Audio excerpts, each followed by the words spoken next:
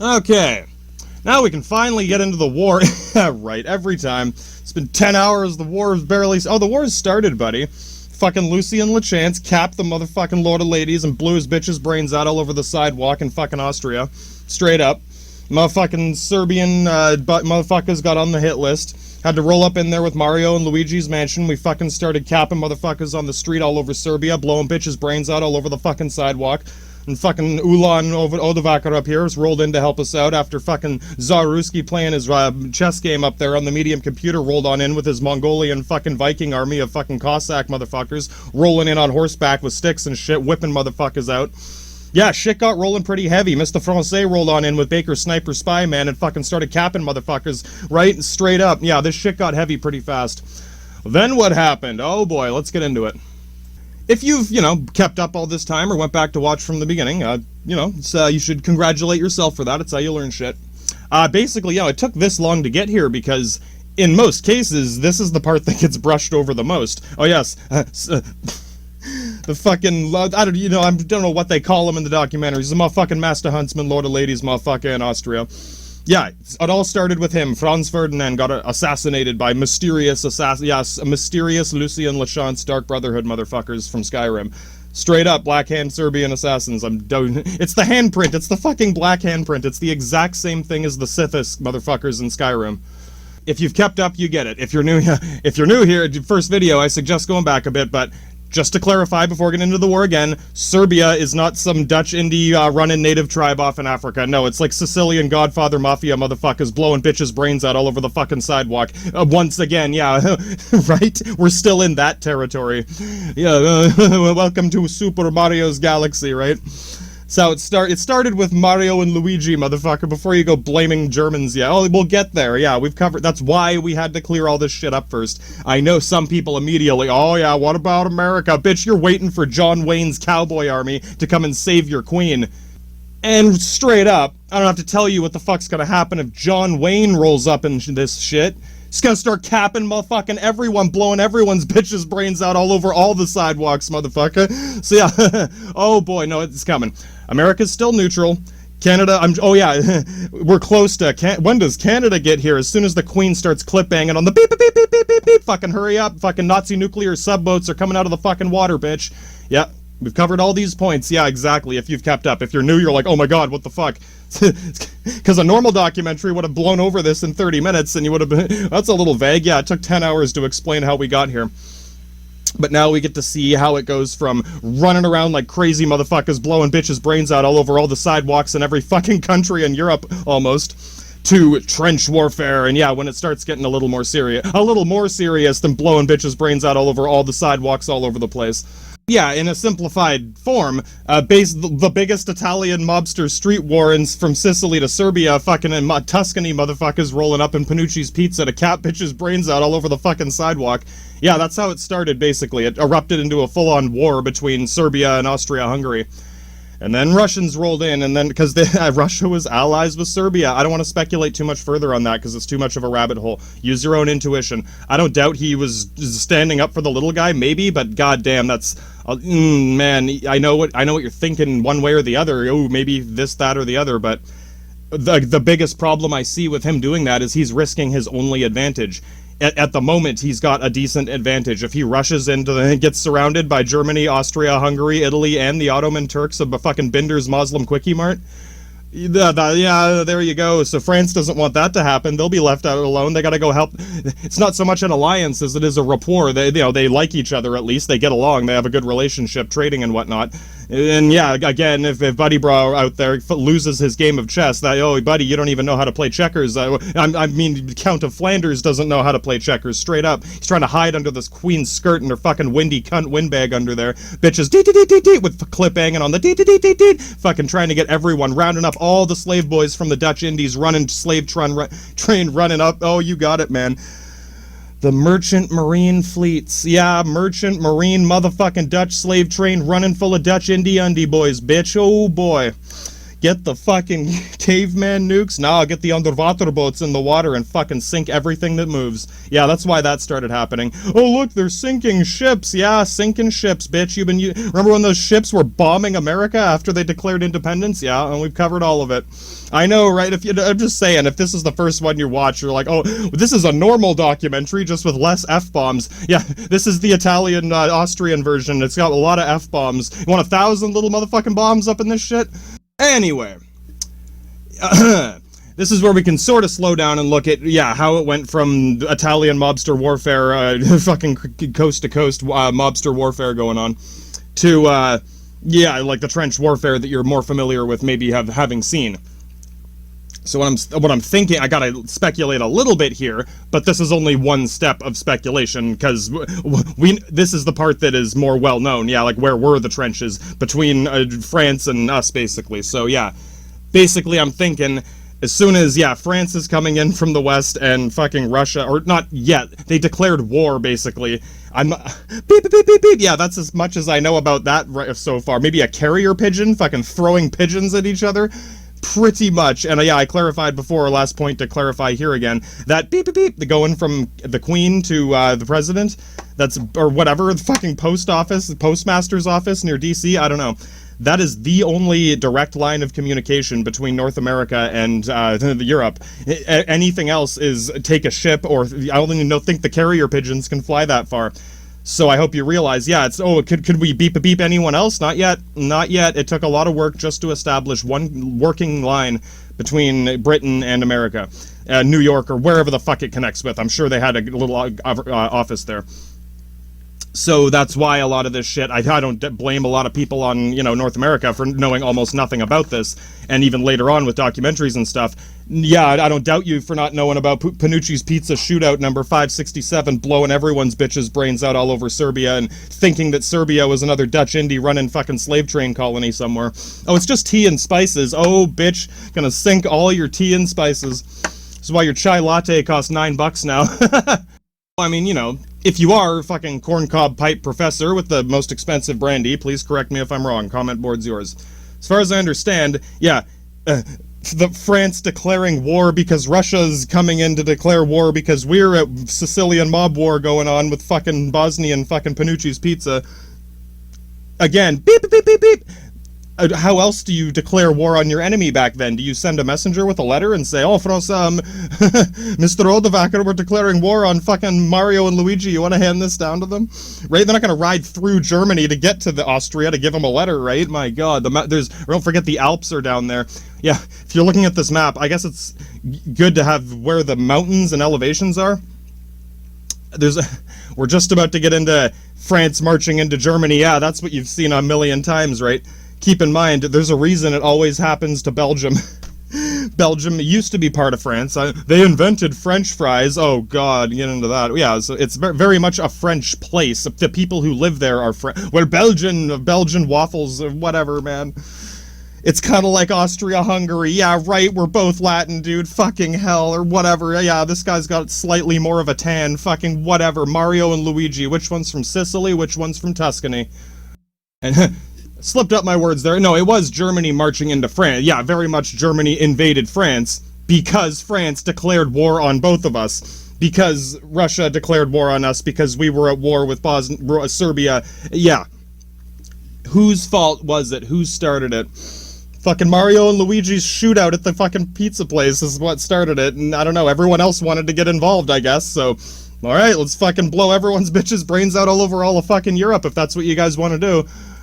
And yeah, as we get into the setting down the trenches and all that, I'm going to quickly glance over what strengths, I guess, each army has. It's strengths and weaknesses I don't want to delve too philosophically, but pretty much each country, each army has their best aspect of their army. It's like the British Navy. Oh, yeah, their Navy is the main strength of their army. As soon as we sunk that bitch's Navy, that was it. Bitch ain't shit no more. Yeah, right? Bitch ain't a shit but a hoe and a trick at this point. So at what point, yeah, well, each army would have its thing, or multiple, it's not like they only had one thing, but yeah, exactly. Because I mentioned before, too, like, urban warfare, such as blowing bitches' brains out on a street in a city, was much less common until very recently. And yeah, Canadians and Americans were somewhat known for being good at that. I guess because you guys are watching a bunch of cowboy movies, and to you, that bank robbers and shit, that's very normal to them. It's like, isn't this where you're supposed to gunfight? Like on the street? Yeah, exactly. So Italian, Mario, and Luigi are like, yeah, this is how you fight. You blow bitches' brains out on the street. For us, it was, you know, a war. No, it was a, you know, gang war or whatever. It's still a war. We're still killing people. But, and yes, I know, and once Austrian army marched in, yeah, we had cannons and artillery just blowing up fucking buildings all over the sidewalk, yeah. So, and this is the thing, yeah, Serbia had an army and mobsters of their own, so straight up, yeah, fucking hell. That's what everyone else walked into, and then it turned into World War I. And, yeah, so, as Germany... Yeah, I guess the plan, as best as could be worked out. Keep in mind, too, our motive in a lot of this, going forward now, what turned everyone into Nazis in World War II is the ethnic cleansing, the whole game, the enemy, who's your enemy in this war? I don't know, yeah, my enemy in this war? It's the queen bitch of the fucking universe. That is our primary target at the top of the pyramid. That's Darth Sidious's galactic empire, Britannic empire of Monitor Dreadnought Star Destroyers. And her royal family, basically. So, since all of these main countries have an emperor or king who is part of the same royal family, they're all related back to the queen, eventually we're gonna have to kill this entire family, basically, or at least put them in a position where they have no more power, kind of like the queen locked in her castle, exactly. I was hoping to put the Tsarina and the little Tsar daughters that got executed into the fucking Vatican, into the nunnery, so they're not allowed to have kids, right? Yeah, there, no more blue blood coming out of those vaginas, right? I know that might sound a little harsh to some of you, but the alternative was blowing those bitches' brains out all over the fucking sidewalk. Once again. No, that was you guys. All you guys. If you're all on a team, this is your alliance, is it not? Oh no, that was those guys. Aren't they not your allies? Is the Russian rapist not your ally? Did you talk to the Russian rapist about blowing bitches' brains out all over the fucking sidewalk? Well, I don't know. Yeah, I don't know nothing. Yeah, I'm sorry. That's why you guys are still fucking stupid in this war, and we still gotta fucking murder the queen and cunt fuck the bitch off the fucking crown. So yeah, as we roll, yeah, why would Germany invade France? We're going after the queen. Priority 1 target is Britain. That is the enemy. Fucking number 1, the British crown. The citizens can negotiate. The crown must topple one way or another. You guys are waiting for Nazis or Russian rapists? Yeah, you're waiting for the Russian rapist to save all of you with John Wayne's cowboy army. Fucking, oh, I don't know, yeah. Oh, yeah. Anyway, the main reason to nail that down, too, is, keep in mind, that includes the imperator who doesn't know what imperator means of Germany and Austria-Hungary. This started with us trying to get our own monarchs out and free our own countries. Lord of Ladies, motherfucking prince of the country, right? King's son. Crazy Hat Man, whatever. Now Crazy Hat Man wants to kill everyone in Serbia. Yeah, there's pictures on the other ones. When you see the guy with the craziest hat you've ever seen, not Salaluleleman, the other guy, the crazier hat. Yeah, exactly. They all have crazy hats. That's how you can recognize these people, straight up, by their crazy, crazy hats. Kaiser Wilhelm has the crazy helmet with the crazy bird hat. Yeah, that guy, the guy with that hat. Both of these guys, the queen's aunt and the fucking queen's fucking vagina pimple, I don't even fucking know. They're all the queen's vagina. And that's where we started. But of course, the shit got rolling too heavy before we had time to follow through with a lot of this shit. A lot of details are a little fuzzy down in Tuscany there. So... yeah, we're basically, these emperors are the ones commanding these armies at this point. Our mid-ranking officers who are trying to get this shit rolling, while I don't doubt Ruski Tsarman was hoping to topple his crackhead twin brother, Master Dildo Man for the Queen's Vagina, King George of England. Yeah, that's who that is. Double mint twins, man. Double trouble with the double mint twins. Fucking straight up. A normal documentary for you guys would say Germany invaded France. I would say Kaiser Wilhelm, the Queen's aunt, invaded the Duke of Flanders, and each of their citizens had to fight for them, straight up. Why didn't you guys kill the Count of Flanders? We killed the Lord of Ladies, and we're working on it. We're trying to shoot Crazy Hat Man. What the fuck are you working on? We're trying to fucking sink the Queen's Navy, bitch. Fucking merchant marine fleet with the U-boat and fucking subnaut division. God damn. Yeah, some of you probably get it. So yeah. Germany invades France. Fucking Kaiser Wilhelm, the Queen's aunt, says, "Oh, charge, fucking go." Yeah, this guy wasn't a tactician. I don't doubt he had a little bit of experience in whatever, some officer academy or something. But no, this was no one. There had been no major conflict in Europe, at least, and since Napoleon, which was like almost 100 years before this, or at least a full generation. None of these people have, anything like this in their recent memory other than like antiquity, basically classical. They're still teaching old school tactics like spear formations with the bayonets and shit, and all this new artillery and vehicles and new types of ships and stuff are just hitting mainstream. And you got to realize, again, without the Trump Twitter updates, it's hard to tell who has what. When we start building U-boats, I don't know exactly how many new battleships the Queen might have. Yeah, the old dreadnoughts are getting a little outdated, but no, they're still using them to ship whatever around. Fucking slave train running from the Dutch Indies, exactly. We're keeping up as best we can, but it's not like I can Google, like, German battleship or whatever. Yeah, Google what we're gonna build 10 years from now. No. So a lot of people are just winging it, and the people at the very top making the who decided who to invade who. It was the Queen's aunt invading the Count of Flanders and the Queen's vagina. Realistically, the baker turned sniper turned spy, Mr. Francais man. Oh, he already knows why this is happening. Yeah, you got 50 slave colonies in the Dutch Indies. It's only 50. Yeah, Britain has like 300, but brah. The Count of Flanders has 50 colonies of slaves, and you are standing between us and the Queen's vagina. Straight up. Yeah, that's why that happened. And yeah, declaring war on us. I mean, I get that you're standing up for Russia. I'm not saying you shouldn't have done that, but that's why this is happening. Yeah, straight up. So, the thing is, though, let's go through Belgium. Let's go through Belgium again. A little Serbia, a little Belgium. Yeah, a big guy's picking on the little guy. So you get to see some neat examples of, the little guy caused quite a bit of damage. You gotta realize... in a lot of cases, a big country is mostly empty. Or it's a big advantage if you can make use of it. And again, a lot of Russia is open wilderness that is, I don't want to say not, I'm sure they make use of a lot of the resources, but they do not have at this point in history especially, like Russia does not have the capacity to go mining in Siberia, you know what I mean? They're only really making use of their western side. And I've gone over this, but if you're sitting there scratching your head like, what the fuck? How did they get such a big country? Well, do you want to go there? Yeah, no one else wanted to go there. No, it's the Mongolians. I call them Mongolian Vikings for a reason. It's fucking Vikings living on the west side and Mongolians living on the east side, and Siberia's in between, and that's how much space you need between them to get along.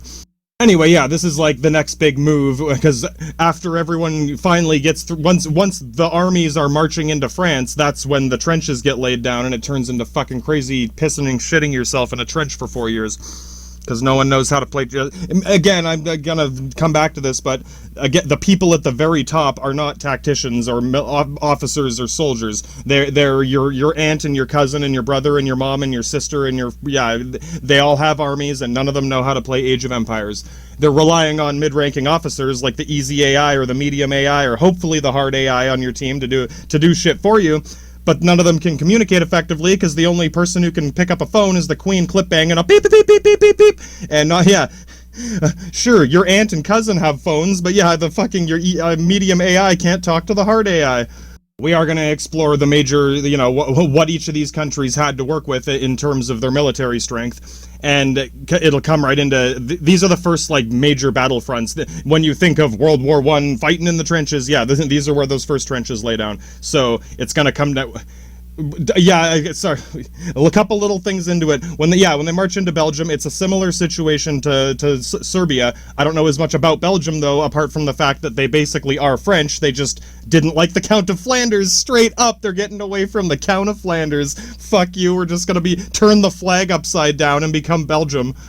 And why step over Belgium? Because it's the easiest path. They're sitting in the middle of a fucking highway. It's like if you set up a tent on the interstate highway and then cars started driving over your tent. Pretty much. It's the only way to get an army through there. Yeah, some crazy guy can climb over the Alps. Fucking Hannibal tried doing that a long time ago. Yeah, no, there's a lot of mountains across that area, and it's hard enough for one or two, mountain climbers to get over, let alone an army of people and led by a guy who doesn't know what the fuck he's doing. So, yeah, easiest way through is Belgium. Oh, yeah. And then on the other front, it's Russia coming on down into Serbia, so, right? So, yeah. Austria-Hungary is Sicilian mob gang warfare, blowing bitches' brains out with Serbia. And then Russia rolls in on the front, so that's that battlefront, is Austria-Hungary versus Serbia and Russia. Heading up on the other side, yeah, fucking Odovac Zulons roll in on fucking Belgium, start slicing up motherfuckers' fingers to get off the fucking, you know what I'm saying, the Belgian waffles and shit. Straight up, they came in on their horses and cut the guy's hand off just to grab those motherfucking waffles. I should say, though, once again, Belgium put up a pretty good fight. And, you know, sure, big tough guy, whatever. No, a lot of this comes down to, like, not even brilliant tactics, but simple, like, again, I can beat the medium computer on the chess. Or, yeah, straight up, like, kind of like the Tsar. He can beat the easy or medium computer. He's reasonably competent.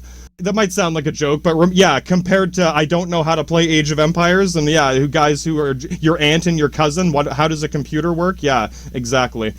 So yeah, Germany rolling into Belgium is just another example of one guy's in charge who doesn't know what he's doing, and the other guy's in charge is reasonably competent.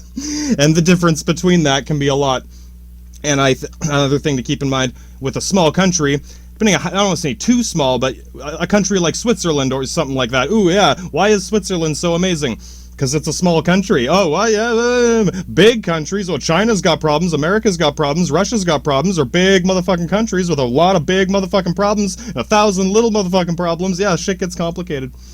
And, again, a lot of open space. Like, if Russia wants to bring Cossacks from Mongolia, it's gonna take them a few weeks to get. You're riding a long way to get here, so rallying your army together and pushing on a battlefront can take a lot of time, and if you don't know what you're doing and you suck and you just tell someone to do it and don't do anything else, and beep, beep, beep, beep, beep, yeah, fucking, if you're lucky, you can cunt flap the Queen's beep, beep, beep, beep, beep.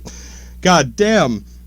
No, yeah, exactly. So it's a bit of a shit show going into it, and a little country like Belgium, rallying the army together is like, yeah, a lot simpler. You can send guys on horses to every city in the country within a couple days, and the whole country can rally into one army on one small battlefront, concentrated into a single battlefront, right? So we're facing their entire army with little parts of our army. Yeah, that's where the real big, the big fights start. No one gave a fuck about Panucci's Pizza shootout last time, number 557. Oh man, it'll happen again next week.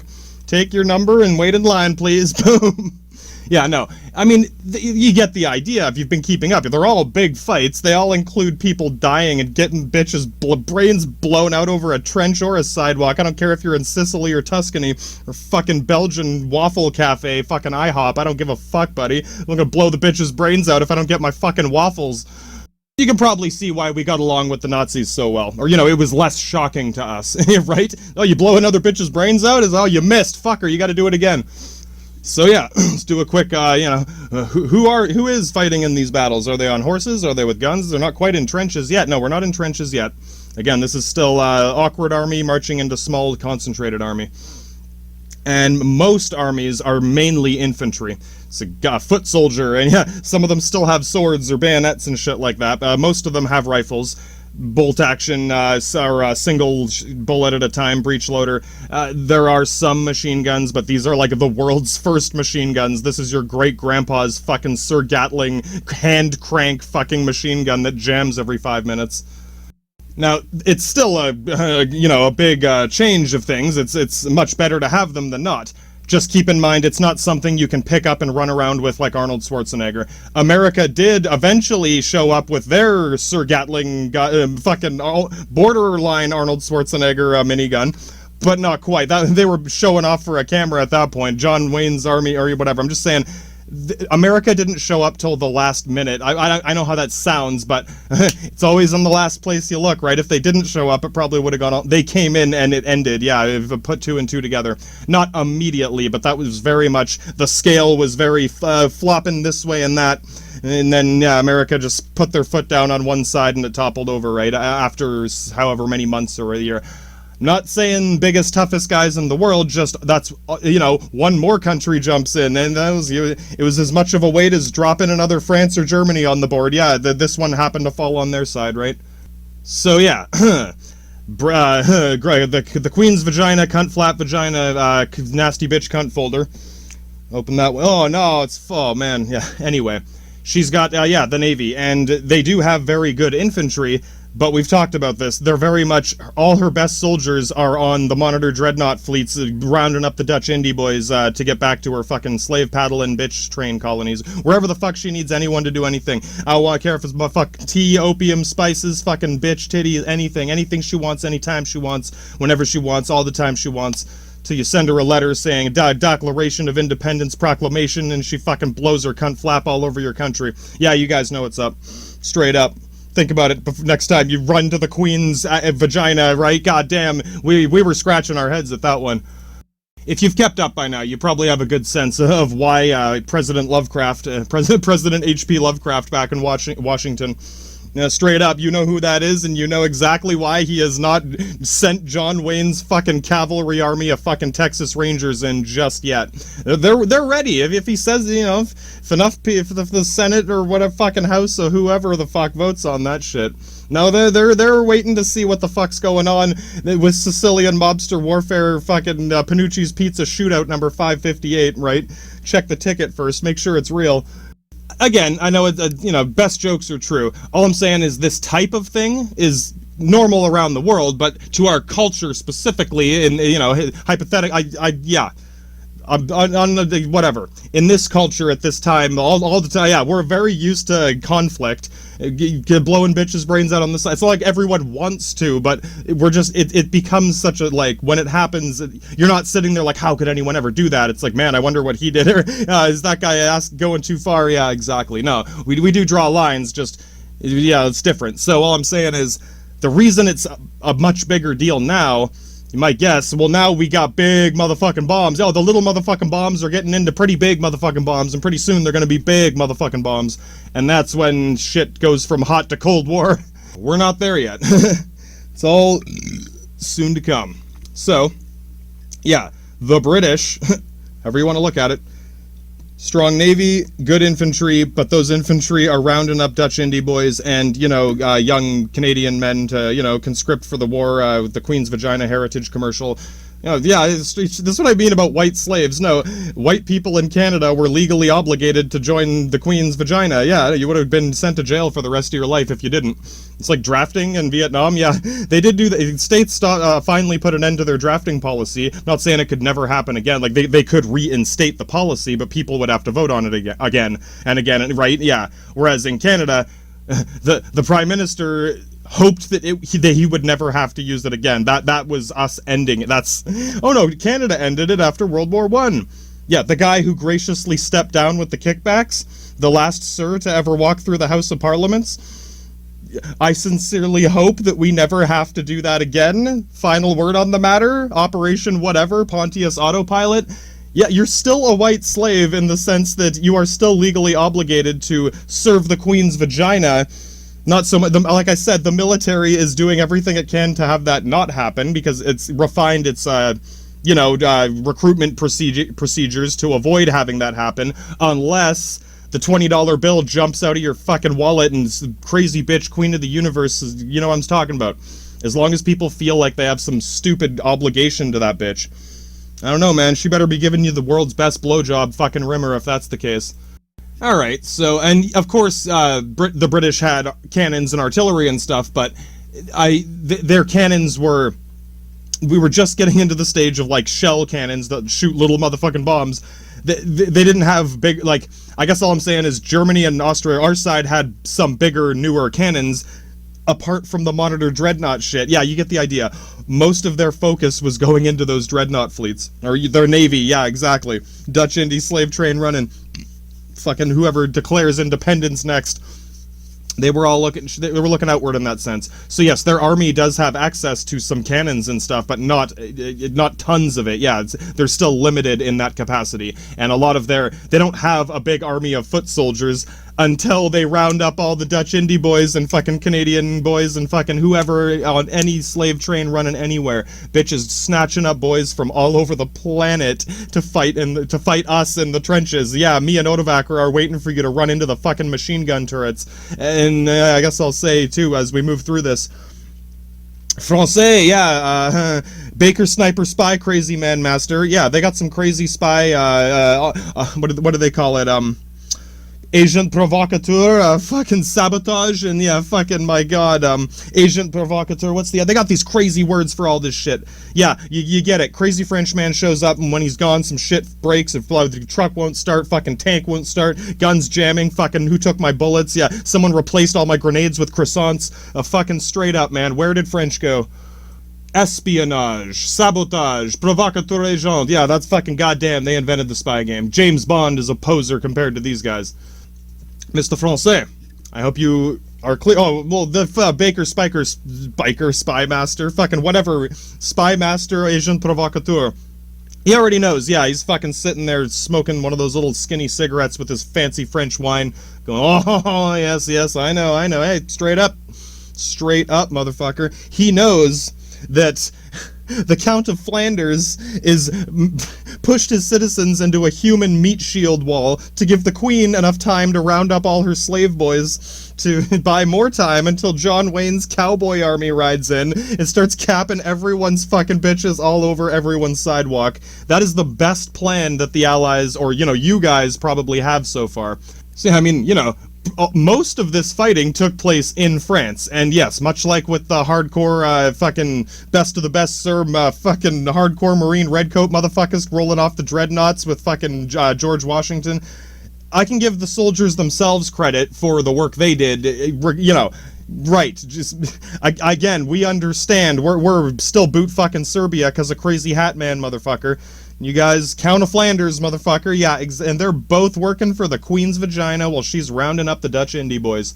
So, yeah, France also has, you know, a good, I will say reasonably good, competent infantry.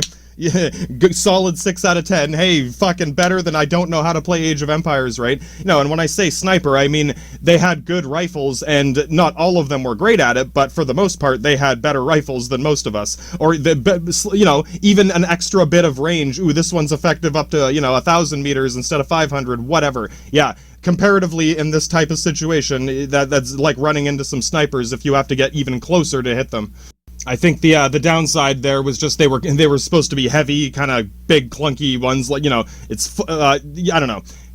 I haven't held one myself, right? That's one of the, everyone likes to have their little complaint, like, oh, this gun is bad because it jams or whatever. No, these were good, effective rifles, but they were heavy, bulky motherfuckers, yeah. So, I mean, ideally, they want to get into a trench-type position, or you would think, right? Same with the big machine gun. I can't run around like Arnold Schwarzenegger with this fucker.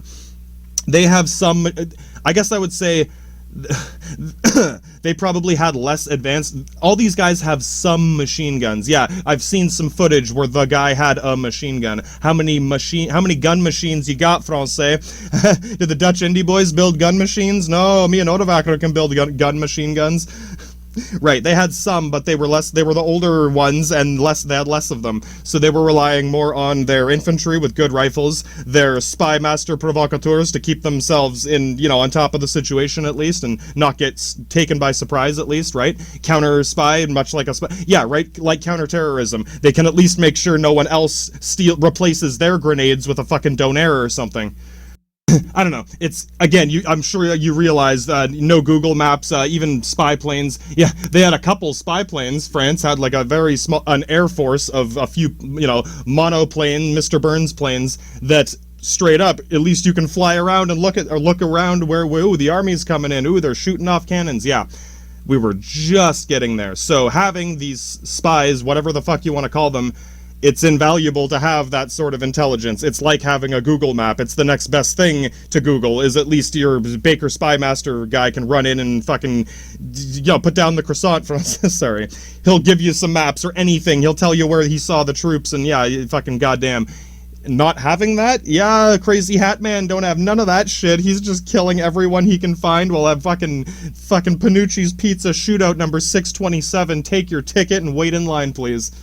But, you know, the real ticket item, I would say, the real strength of the French army at the time, the artillery, they had probably some of the best cannons, and not even the biggest cannons. I think Germany or Austria we had the big motherfucking bombs, but we had not refined the technology yet. It was very kind of slap job operation, whatever, Pontius Autopilot was on it, man. So they were just good enough to shoot some big motherfucking bombs. but these are some cumbersome shit. Like, yeah, it takes a lot of work to haul this fucking thing in and set it up. It's very much like a entrenched position. That's why we start drawing these trenches. You probably get it. All the best weapons are big, cumbersome, heavy motherfuckers. You can't run around with the machine gun. Even the French sniper rifle things, what I'm just calling it that because that's what it seemed like to us, basically. They're big, heavy fucking rifles. It takes work to put down, load after every shot. You don't want to be running. You can't, yeah. You're not going to be able to run around a city like a crazy man very much. You need different types of, guns for that. So no wonder France and Germany get locked into this trench war where they're installing their cannons and their machine guns and their snipers and fucking, yeah, drawing lines indeed. And it's hard to say exactly how it started, but I'm guessing that was France's defense measure. Yeah, the fucking Ulan Huns are fucking rolling in, boys. Start digging trenches and setting up whatever the fuck you can. So yeah, I would not doubt that's where the majority of the heavy fighting, that's where the drawing the trenches started. And of course, Germany would start drawing its trenches nearby and setting up barbed wire, and yeah. And I know you've heard about things like gas. Ooh, didn't they start gassing it? Yeah, we're not there yet. We'll touch on these things as we go. I don't know the exact fucking day Hitler got gassed or whatever. We're getting there, yeah, exactly. No, we're just laying down trenches and figuring out who's got what. Because when I say the Ulans roll in, it means guys on horses. Yeah, we're not there yet. Of course they have infantry too, right? Yeah, they have cannons. Yeah, they have machine guns. Motherfucker, I got little motherfucking bombs. He's got big motherfucking bombs. Francais got a bunch of motherfucking bombs too, right? And 50 slave colonies of Dutch Indie boys running straight up. So yeah, I mean, the French didn't have the big motherfucking bombs, but again, yeah, this is like your grandpa's very first big motherfucking bomb. This ain't even a caveman nuke, yeah, a borderline.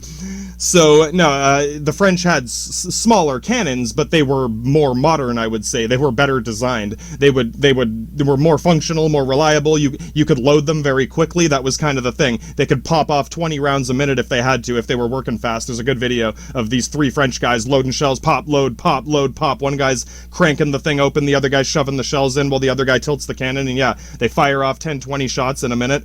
The big motherfucking bomb, that's like 1 shot every 20 minutes. And for the most part, as far as I can tell, Germany especially, so were we. We were relying on trains to move the big motherfucking bombs around, the big cannons. Yeah, you basically got to move the thing in on a train and then set it up nearby. So getting too far into France, like, yeah, it's as far as to move, you think, oh, push them back and move forward. If we move forward, we gotta take the big motherfucking bombs. That's a lot of work. No, these French cannons, you could move them not immediately. You still gotta pack up and go. But yeah, there's quite a distinction. Us moving our trench is harder than them moving their trench. And there was a couple different lines of trenches. They would have the forward trench and then a backup trench for, storing supplies or fucking whatever, right? So, yeah, we're laying down those trenches. And again, that's, as far as I can tell, that's France's big trump card. That's their hot ticket item on the battlefield. No one's got a cannon like that, right? But, you might be thinking pointing a cannon forward at people and shooting it right into them. No, artillery cannons, generally, I guess you'd normally say mortars, but there's a bunch of fancy words. These cannons you tilt upwards and they shoot in a big arc. They shoot up and over and then fall down on the enemy far away. You can shoot them much further that way, and, we can aim pretty close, but it's, it's sort of whatever. Yeah, you're guessing, the wind, all sorts of things. So you're spraying the area randomly with little motherfucking bombs, big motherfucking bombs, big motherfucking bombs with a bunch of little motherfucking pellets or bombs coming out of big motherfucking bombs. Yeah, shit is blowing up everywhere very soon. We're just getting there. But yeah, it's not like I can target it right at you and shoot, a rocket into a bunch of guys. No, you aim them up and you fire off 20 rounds a minute from 100 different little motherfucking bombs, 5,000 little motherfucking bombs an hour, and just spray everything everywhere and hope that everyone dies. Straight up. And yeah, a lot of these were designed as anti-infantry artillery, where they fill it up. The explosive shell from the cannon is full of pellets, like lead pellet, buckshot. So when it explodes, shrapnel and pellets fly everywhere. So if it explodes nearby, it didn't hit me, and then the pellets are gonna fly through. Yeah. So when you see in movies, like the guys running and bombs are going off everywhere, yeah, in a lot of cases, a lot of those guys would get hit by shrapnel or chunks of metal flying off or the pellets flying out of there, and that is what would kill them. More people were killed by the shrapnel and buckshot than the actual explosion, right? So just think about it in a movie when you see, ooh, dodging the bombs as you're running. Yeah, right, buddy. Fucking hell. And yeah, like I said, we're gonna move on down the list, but the British have really good infantry and good rifles, but these ain't the hardcore best of the best Sir Redcoats showing up. These are the Dutch indie boys with the second grade equipment. Yeah, they're not here yet. We're waiting for them. That's why Francais man's got to fucking hold the line for them. Fucking hell, buddy. And I guess it's also worth mentioning, France is a fairly wealthy country, not quite as wealthy as the Queen's vagina, but I don't know, they had problems. I'm just saying their economy and infrastructure was efficient in a sense where they, yes, people were going hungry and stuff eventually, but for the most part, they probably had a better supply train going than anyone did as far as getting food to the front lines and until shit started getting worse. I'm just saying, yeah. Compared to running supplies from Austria or fucking east side of Germany or something. Oh, we only have one train line. Which way do you want us to go? Or yeah, whatever, right? So this is kind of a thing in general. This is another one of those Sun Sao Su's tack that onto the commentaries next to it. The farther away you get from your empire, the longer your supply train is going to get. And the closer you get to their empire, the shorter their supply train is going to get. So when you're knocking on little Serbia's door, yeah, little Serbia, fucking Lucien Lachance can cap some bitches' brains out all over the fucking sidewalk. Panucci's Pizza Shootout number 877. He can take his ticket, grab his pizza, munch on it, and go back and blow some more bitches' brains out all over the other sidewalk. Whereas I gotta run back to fucking Mario's Pizza. Yeah, it's out back over the Alps, buddy. We gotta fucking order in from Domino's. It's gonna take 4 weeks before I blow this bitch's brains out. So yeah, I mean, that's what all those things combined, the cannons, the supply trains, the decent rifles, the, competent Master Baker sniper mans, all working together to support the Count of Flanders while he's up in the Queen's queefy vagina waiting for Dutch indie boys.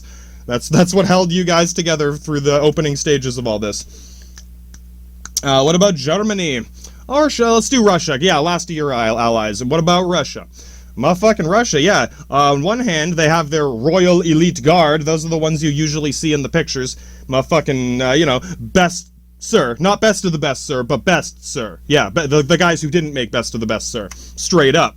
They're good enough. Yeah, these are probably some of the best soldiers on the whole battlescape in Europe right now. But there aren't very many of them. It's kind of like Canadians. Yeah, we got some badass commando motherfuckers, but not very many of them. Yeah, you can't just fucking... Only so many Dutch indie boys you can send in before you got Zulu motherfuckers at the end of the line, right? It's like, it's the last thing we gotta go grab. Yeah, no, we talked about this before. Yeah, not all the tribes were so easy, right? So no, I mean, even the Queen's trying to keep this in mind, right? She's got to get as many of them together as she can in one big group of fucking binders and roll on in through the trenches and fucking try to exterminate the Vikings before they roll out the U-boats. They're coming soon. So yes, these Royal Elite Tsar Guards or whatever, the guys you usually see in the pictures, they've got cannons, they've got rifles, they've got fucking horses. They're pretty good. But again, that's basically just enough to guard, the country basically, or hold down the fucking cities. If he sends those guys out, if those guys all die, you're down to your Cossacks. And the thing is, I'm gonna say the Cossacks are their trump card. That's their big only real advantage. That's what gave them any fighting chance to begin with. Cossacks are basically the Mongolian Viking fucking cavalry that they got. A lot of these guys don't even have guns. They might have like a small hand weapons or a stick or whatever the fuck they got. One guy's got a gun, one guy's got a pistol, one guy's got a fucking sword. A bunch of Mongolian motherfuckers straight up rolling in down on the fucking Panucci's Pizzas about to get raided by fucking Mongolians. Yeah, we're using cavalry, like horses, and big motherfucking bombs and machine guns. And this is kind of the last war that involved cavalry charges. But you probably, use your intuition. Remember, I can't run around like Arnold Schwarzenegger with the minigun. Francais man still has to push the cannons, or sniper rifle's pretty fucking heavy there.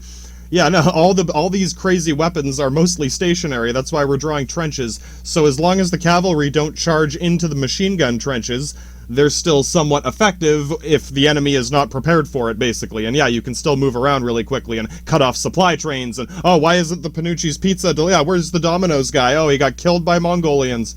Straight up, you know, it works. Yeah, now we're yeah, right? Exactly. And you've probably heard something like, well, didn't they have to, like, share their guns and share bullets? Yeah, even up to World War II, there's cases of, or I mean, for the most part, the lowest ranking whatever pawns, yeah, playing his little medium chess computer there, Mr. Hey, he's better than Dildo Master. It's straight up. Double mint twins. No, this one can sort of play chess. So, yeah, he rolls out the fucking, moves the knights forward. That's his Cossacks. He's got pawns. His pawns, they share weapons. I know how that sounds. Hey, man. Yeah, that's their fault. That's whose fault do you think that is, man? You just, like with the Cossacks, they have their own weapons, basically, right? For the most part, I imagine the straight Mongolian motherfuckers are gonna make weapons out of whatever they find, whatever they have, whatever they can steal. Yeah, they'll fucking steal your weapons and whatever. It's their thing. And, again, the cavalry can only do so much on their own, but it's enough to buy time. It's very, like, yeah, you'll pick up on the fact that, I don't know, the movie doesn't need to end in 2 hours. Ideally, we don't want it to go on for 4 years. Yeah, I don't know, people usually get the idea, they're like, oh, that big battle, you know, Normandy, yeah, that's how we won. That was one part of how we won. Yeah, there was another Normandy in Italy down by fucking Mario's Pizza, though you might not even know about that. Fucking bunch of Canadian Call of Duty boys ran in and trashed fucking Luigi's Pizza. You know, shit happens. All I can say is, if you ever order pizza and it was a shitty pizza and what the fuck, yeah, that's why you got the shitty pizza.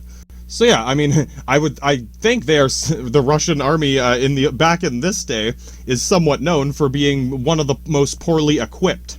Their inventory screen was empty when they started the game. Yeah, you started with like a fucking Baker sniper rifle with a croissant in your grenade box. Bitch, I got a stick. Fucking hell, a shovel, my wood cutting axe. Yeah, there are pawns like that, yes. But I gotta say, yeah, they didn't add the no option to their dictionary. Or I don't fucking know. I don't think they have a lot of words for stop. Hold up, wait a minute, think about this. Yeah, wait. No, man, let's fucking get her done a little too hard. Crank it up to 11 and break off the knob. So yeah, a lot of these, I don't know. It's hard to say. I guess it's kind of like the black guys in the States. It's like, I'm not saying I'm not salalululeleman telling you have to enjoy this, right? Straight up. I hope you understand that. I'm just saying, in one way or another, there were a lot of them, big number of people, and their resolve is what you would call this. It just means resolution. How clear are your goals? The screen is blurry. I don't know who the crazy hat man is. Straight up. Resolve, resolution. You increase the resolution, and oh, that crazy hat man. Now I know. The Queen's vagina. Yeah, I don't know what that is. Yeah, exactly. What's your goal here? France is defending its fucking country. Straight up. If you notice, the Triple Alliance and the Triple Entente, if you were watching a normal a white guy documentary, or a documentary for the Queen's vagina, out of the Queen's queefy, she queefed out a fucking documentary for you, straight up. And yeah, the Triple Entente would be at the top with fucking Britain, France, and Russia, and then, Canada sorta kind of, fucking Dutch Indie slave train running, get them Canadian boys, anyone, anywhere, all the boys, she wants all the boys in all the worlds and all that crack and heroin, bitch. Yeah, that's our target. Not all of us. I mean, yeah, crazy hat man just wants to kill everyone in Serbia, and fucking Heinz Henrik Himmler, fucking the Queen's aunt, wants to prove that he's a tough dude, I guess. No, he's got to keep it. Yeah, he can't be the only one not fucking up Serbia or something. Oh, there's another one. I'm not saying Dude Bra wouldn't help a brother out if shit was going wrong. If there was... Once the Panucci's Pizza shootout list hits 999, we gotta reset that shit. If he has to help me do that with a few of them, yeah, no. I don't doubt he would. I'm just saying, yeah, the Queen's aunt is probably not the best fucking master general for your army there, is it? Yeah, no, Ulan Odovaker knows better, but goddamn, yeah. It's not even so much you'll immediately die, it's just there's the cohesion itself. If you go rogue or stop following orders, what else? Yeah, right. It's like, how are you going to work with other officers if right? The communication, again, without the cell phones, whatever. There's a lot to it. I'm just saying these armies very much instinctively move as a group. It's very much like a pack of wolves or something. If you split off from the group because you don't want to follow where the leader's going, then you're on your own, basically. Yeah, you're literally one or two guys with a couple bullets. Yeah, I hope you brought extra grenades. No, I got a bunch of croissants. Hey, straight up, I would have been better. Yeah, in this case, I'm glad I got the croissants. No. Yeah, and really, I don't doubt, again, a lot of these people are waiting for this. Yeah, again, like, knocked off the Lord of Ladies. That was the hardest target. Crazy Hat Man is definitely going to die soon because he's like 109 years old and he's probably got 30 heart conditions. Just waiting for a set of staircase to push that motherfucker down. So yeah, if I leave, how am I going to push the motherfucker down the staircase? I think you got it. We're sort of, winging it ourselves, but I don't doubt a lot of people are waiting for both of these guys to fuck up to a point where they can either push them, or, replace them, anything. Any mistake they make that we can take advantage of, basically.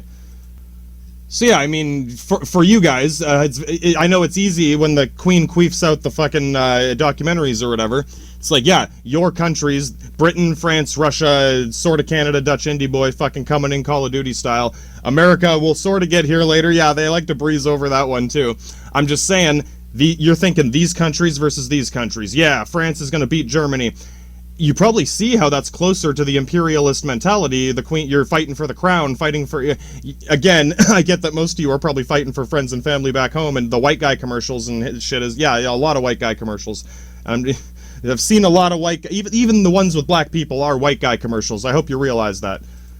All I'm saying is, yeah, some of you probably clued in a bit where it's like, yeah, it's not quite as simple as Germany is fighting France. It is, again, the Queen's aunt, Kaiser Wilhelm, whoever the fuck, with the crazy, yeah, they all have crazy hats. The people with the crazy hats are fighting the other people with the hats that they think are too crazy. And your hat is too crazy. And then all of us are following them around. And yeah, I don't have to listen to this guy. I could run away. If I run away, yeah, I got my Vinny's last option. Yeah, don't leave yourself with no last option. I'm not saying never do it. If it's your last option, it's your last option. But you don't want to make it your last option, right? So fucking Count of Flanders ended up in this situation. And this is what I'm getting at. See here, and they'd also show you the Triple Alliance. In World War II, you guys were the Allies. We were the Axis of evil. Yes, straight up the Axis of fucking evil. Fucking Queen Bitch of the Universe. Round up more Dutch indie boys. Slave train running, bitch. She came back for more. She's got more ships. HMS Hood, motherfucker, straight from the hood. My God. Started a gangsta ship. Instead of ship, right? Anyway. That's World War II. Of course, at this time, yeah, she's still got the biggest navy. U-boats we'll get there, yeah.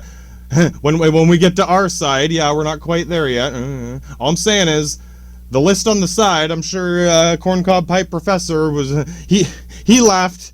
Not, he wants to know what the joke is for us. Yeah, exactly. Between Austria, Hungary, talking about the Lord of Ladies and shit. Yeah, there's a little cultural minute differences when Panucci's Pizza shootout number 999 rolls over. Yeah.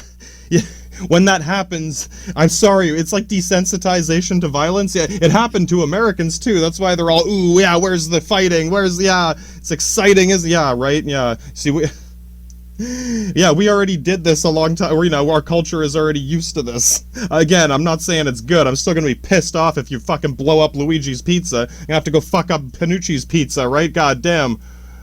I'll finish up with the joke here. Don't worry, Professor. No, in a way, that's probably one of the biggest cultural divides here. Less so about racism or even, nationality, whatever.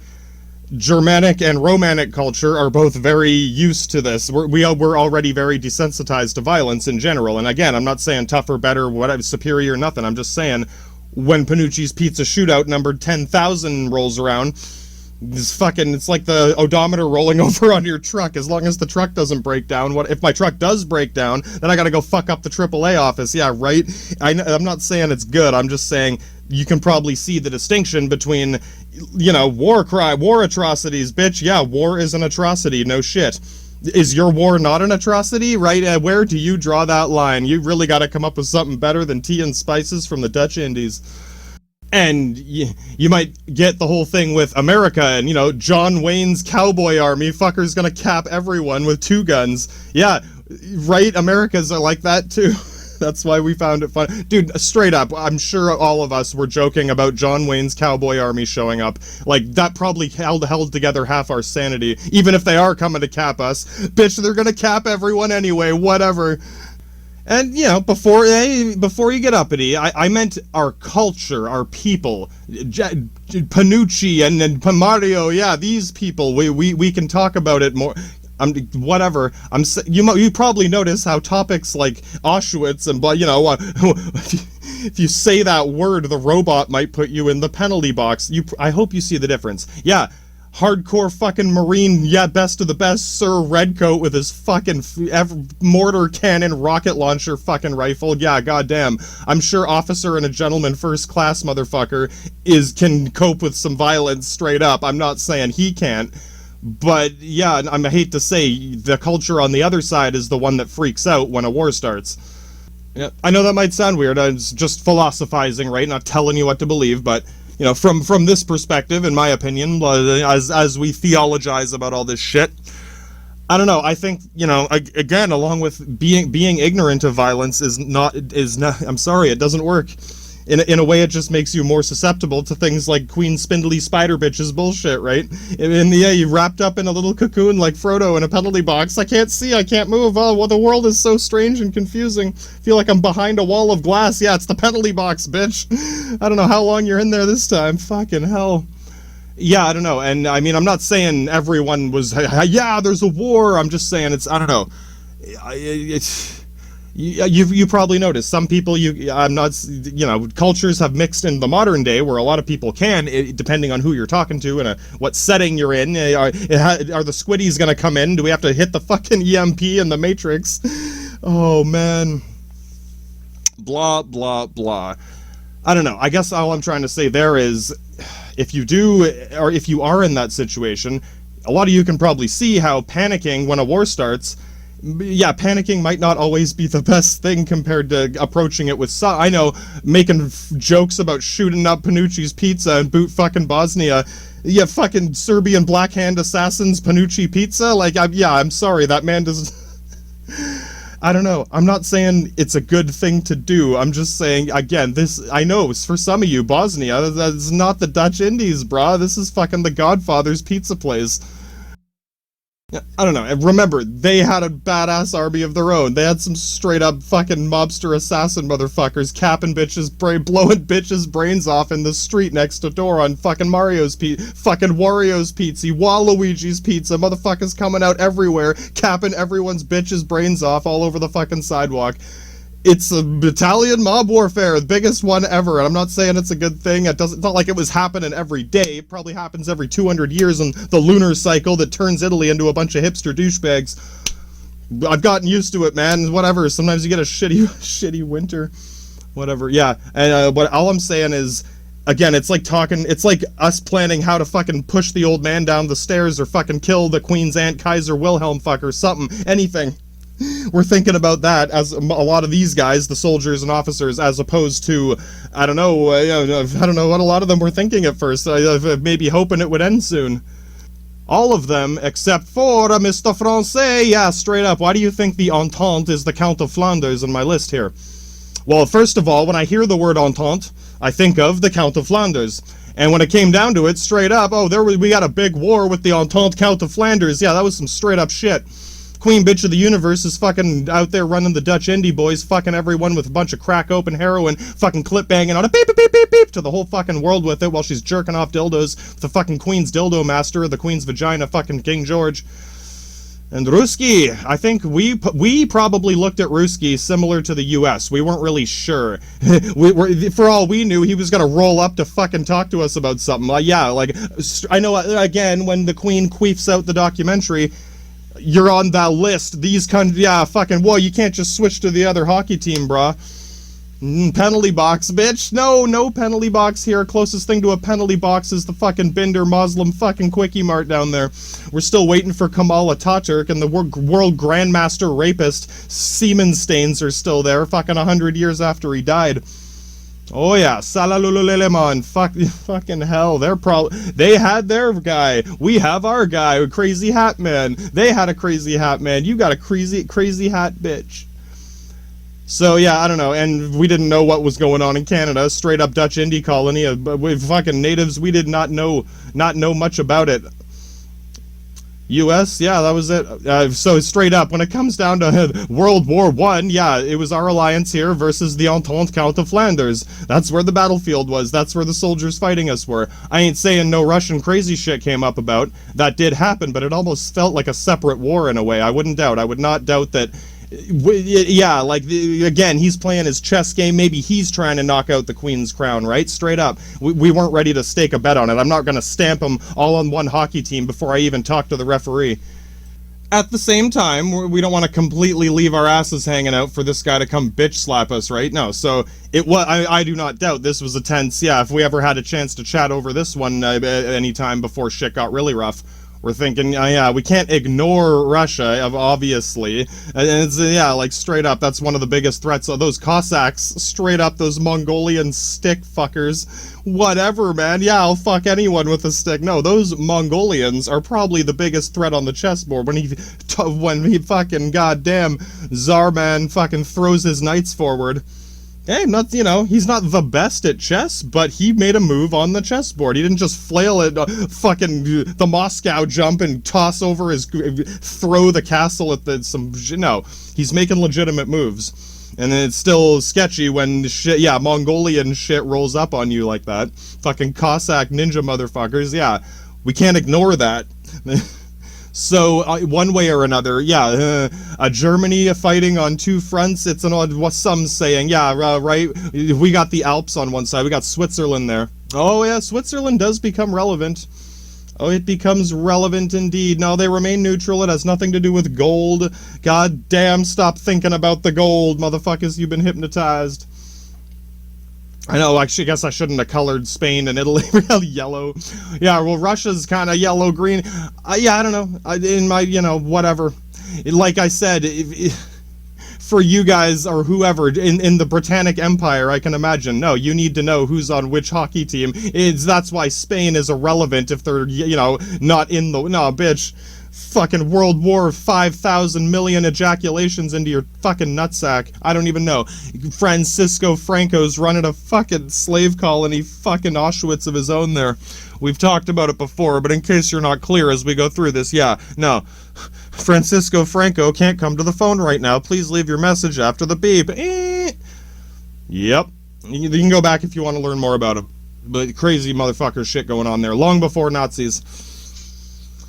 And you can see, though, we've talked about Nazis already. Like we've said, if you've been keeping up with it, this is how that philosophy came about. And again, the whole government that came about after in Germany was very much trying to carry this torch. So this is how, as far as I can tell from this perspective, in my opinion, etc., how it came about. And yeah, my intuition says not all of us were immediately assuming that Russia was going to run right for the Queen's vagina, straight up. For all we know, he's going to fucking shove a dagger in the Queen's vagina, right? Like that, I wouldn't put it past one of the Mongolian Cossack motherfuckers to be straight up, you know, enough to do that shit, right? Maybe some Serbian Black Hand motherfuckers, but we already blew up Panucci's Pizza. Yeah, can't hire Lucian LeChance again, unfortunately. Alright, so, yeah, hopefully you get the Entente Count of Flanders. Yeah, the Entente is the alliance that you guys had in World War I, before the Axis of Evil and all that shit. Became fucking asses of evil in the Queen's vagina. No. And really, if France was very much, I would not doubt it should be at the top of that list on your scoreboard, because, yeah, straight up, that's where most of the hardcore shit happened. Yeah, there was fighting, we didn't have this drawn-out trench stalemate on the other flank, is what you can probably guess, with a bunch of fucking Cossack fucking Mongolian motherfuckers. Yeah, no, they're smarter than that. Yeah, they're smarter than Crazy Hat Man and the Queen's fucking aunt. Yeah, and the fucking Count of Flanders, straight up. But to keep things official, gotta put the Count of Flanders on the scoreboard, because he's the one making these decisions. Exactly, right? For us, I mean, again... Yeah, I could have put Crazy Hat Man and Crazy fucking Queen and Cunt of Queen Cunt's fucking cousin, bitch, fucking aunt, whatever, the Queen's aunt. But really, I would say that I'm trying to give a perspective from the culture here, from the position of, I say mid-ranking officer because the general is probably, he's getting the kickbacks. He's not, that's not the guy who's thinking about this sort of thing. It's the guys right below him who are waiting to push this fucking crazy hat man down the stairs. So yeah, let's run through the arsenal on our side. Yeah, you guys got your fucking medium motherfucking bomb, quick loading cannon launcher, sniper rifle, motherfucking Baker sniper spy. You got your Navy, a dreadnought, mortar admiral, motherfucking admiral. Yes, get the captain, admiral, launch the fucking mortars and Congreve rockets. Yeah, fucking heavy artillery and straight up fucking best of the best, sir. Red coat marine motherfucker with the rifles. Yeah, you got that shit up in there. But they're busy rounding up the Dutch indie boys. It's gonna take a while. John Wayne's Cowboys haven't shown up yet. We don't even know what Canada is yet until they start playing Call of Duty, and Italian fucking goddamn Luigi's Pizza is gonna get fucked when they show up. Then yeah, that's eventually. Not yet. Not yet, boy. Luigi's Pizza is still successful. Yeah, right? What about the Ottoman Muslims? Yeah, a bunch of fucking binders. And remember, these ain't Saracens. These ain't... they're Turkish. They're a bunch of Borats. They're an army of Muslim Borats. Straight up. You know what an army of Muslim Borats looks like. And they got guns. Motherfucker, they got guns. Ottomans, we be making jokes about them having too much gunpowder and not enough guns, right? Well, yeah, I mean, manufacturing, artillery, whatever. Oh, yeah, okay, we got metal, we got gunpowder, what? We don't have, what? Yeah, you need a lot of fucking gunpowder to make 5,000 little motherfucking bombs an hour every day for 4 years, bitch. Get cracking on that shit. Yeah, so they straight up, they got some little motherfucking bombs. They got some big motherfucking bombs. They got some really big motherfucking bombs. They got guns, rifles, pistols, swords, motherfucking everything but a little motherfucking bombs. Straight up. Yeah, for people, slaves of the Britannic Empire living in the Dutch Indie colony of Canada, I know when you see Muslim, Ottoman, Binder, Turkish man, straight up flag pops up, jungle savages. Okay, which savages and which jungle? Straight up, come on. You want to fucking get rid of the ignorance, dog. These motherfuckers invented big motherfucking bombs. Oh, man. This is with a country founded by the world's greatest rape master. Yeah, you think you're a good rapist? No, this motherfucker is fucking pig slap you off the rape game. Motherfucker. No, I don't like the man. I'm just saying... Yeah, no, this is like one of the wealthiest societies in the world, sort of leading up to this. Societies, not fucking Queen's bloody anus vagina. Fucking hell, queefing out documentaries about fucking Russian rapists. I don't know. Yeah, the culture is quite different. All I'm saying is, their technology is pretty close to par. It's not much better. I'm just saying, they got the same big fucking cannons we do, and rifles and shit, and a lot of them would still have a sword or something, or, a bayonet, whatever. It's probably not the best. I don't doubt that fucking best of the best Sir Hardcore Marine motherfucker on the Dreadnoughts. Yeah, that motherfucker's probably a little top brass above. But, yeah, there's a lot of benders. And there's a lot to go around. Yeah, this is where they get a lot of the saltpeter from to make gunpowder, basically. So yeah, no, they're sitting on the gunpowder gold mine. They got enough for too much gunpowder, not enough guns. You need more of guns and bombs and cannons, Bender. The problem is the country founded by the world's greatest rape master. He's probably not the best general of your army if all he's thinking about is fucking some bitch in the ear and rape master. How many more rape master rapings can... Yeah, that's all he's thinking about. He's already gone, but yeah, they don't have an effective body of government until Kemal Ataturk comes in. That hasn't happened yet. So yeah, at this point... Guys like, mid-ranking, whoever's just above whoever's just below the general and not locked up in a rape palace somewhere before, yeah, because the other guy has to come in and introduce drastic sweeping reforms that give basic human rights to the fucking goddamn rape master's dungeon of sex slaves. My god, man. Yeah, they got some shit to deal with too, right, is what I'm saying. It hasn't happened yet. And no, what I'm saying, they got a lot of it, but it's probably not the best. They got more guns than Russia, I wouldn't doubt. They don't have to share their fucking guns. Yeah, no, you got it. Like, almost every one of their soldiers has at least some form of, like, musket at least. It might not load as quickly as the good snipers or British rifles. But yeah, no, straight up, fucking 20,000 binders could roll up with a fucking sword and a, basic rifle and a big motherfucking bomb rolling out of a cannon. But again, those cannons are quite cumbersome. They are limited in the sense that you got to set up the cannon and hold the position, and yeah, you can't run around with the cannon, etc. So yeah, I mean, if I'm going to point out strengths and weaknesses, I guess, you know, they are, again, competent soldiers. It's kind of like the French, 6 out of 10, 7 out of 10. Hey, one of them's 9 out of 10. Are you all, no, you maybe you're the Baker Master Sniper, Spy Master, Provocateur, Agent, fucking Saboteur. Not everyone can put the bullets in the croissant, straight up, whatever. Again, on this side, the majority of the pawns, the pawns on the chessboard, you all know what that means. On the Ottoman side, 6 out of 10, 7 out of 10 overall. Yeah, they're not 10 out of 10 fucking best of the best, sir, but there's a lot of them, and the culture is quite cohesive. They can communicate well, as long as the rape master sovereign is not doing the queen of bullshit of the universe going on. So they're getting out of that themselves.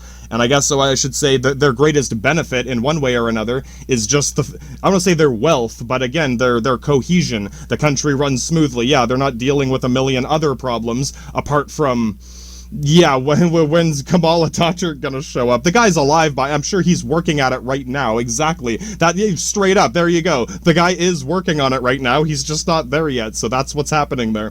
But yeah, like the Quickie Mart's there.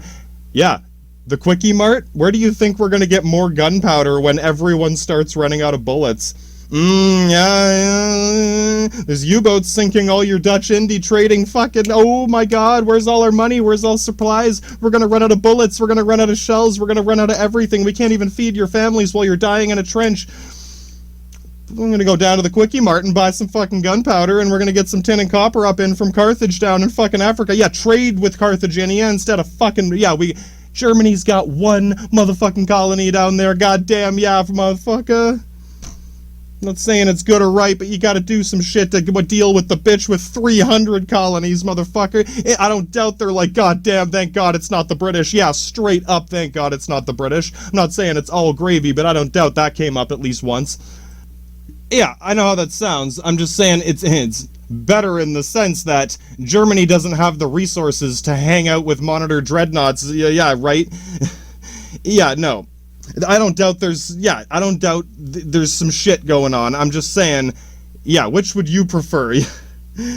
Oh, the fleet of monitor dreadnoughts ready to bombard your coastline? Or yeah, maybe some Ulans are gonna roll in if you try to screw them on the shipment, right? And yeah, like I said, it's one of those necessary evils, but not justified. Yeah, you're welcome to criticize us on the fact that Germany does have a few colonies, like 5 overall. There's like 2 in Africa, 1 in China, fucking, yeah, maybe 1 island in the Dutch Indies. We stole one from the Queen. Like, oh my god, it's someone other than the Queen. Yeah, god damn. And yeah, like, I mean, they can't leave all their soldiers on all these colonies. Yeah, no, they need their shit here to do this. The Queen is the one deploying her best top brass, best of the best Marine redcoat motherfucking yes sir motherfuckers. They could have been in France helping you, Baker Master Sniper, while you're digging out a trench to die in. But no, they're out there rounding up the Dutch indie boys. You're gonna have to hold the line for them. And yeah, the Ottomans, their army is in a state of limbo while they wait for effective leadership, but they still got a Quickie Mart, and they're sitting on the best source of ammunition. They got it sitting on a pile of ammunition.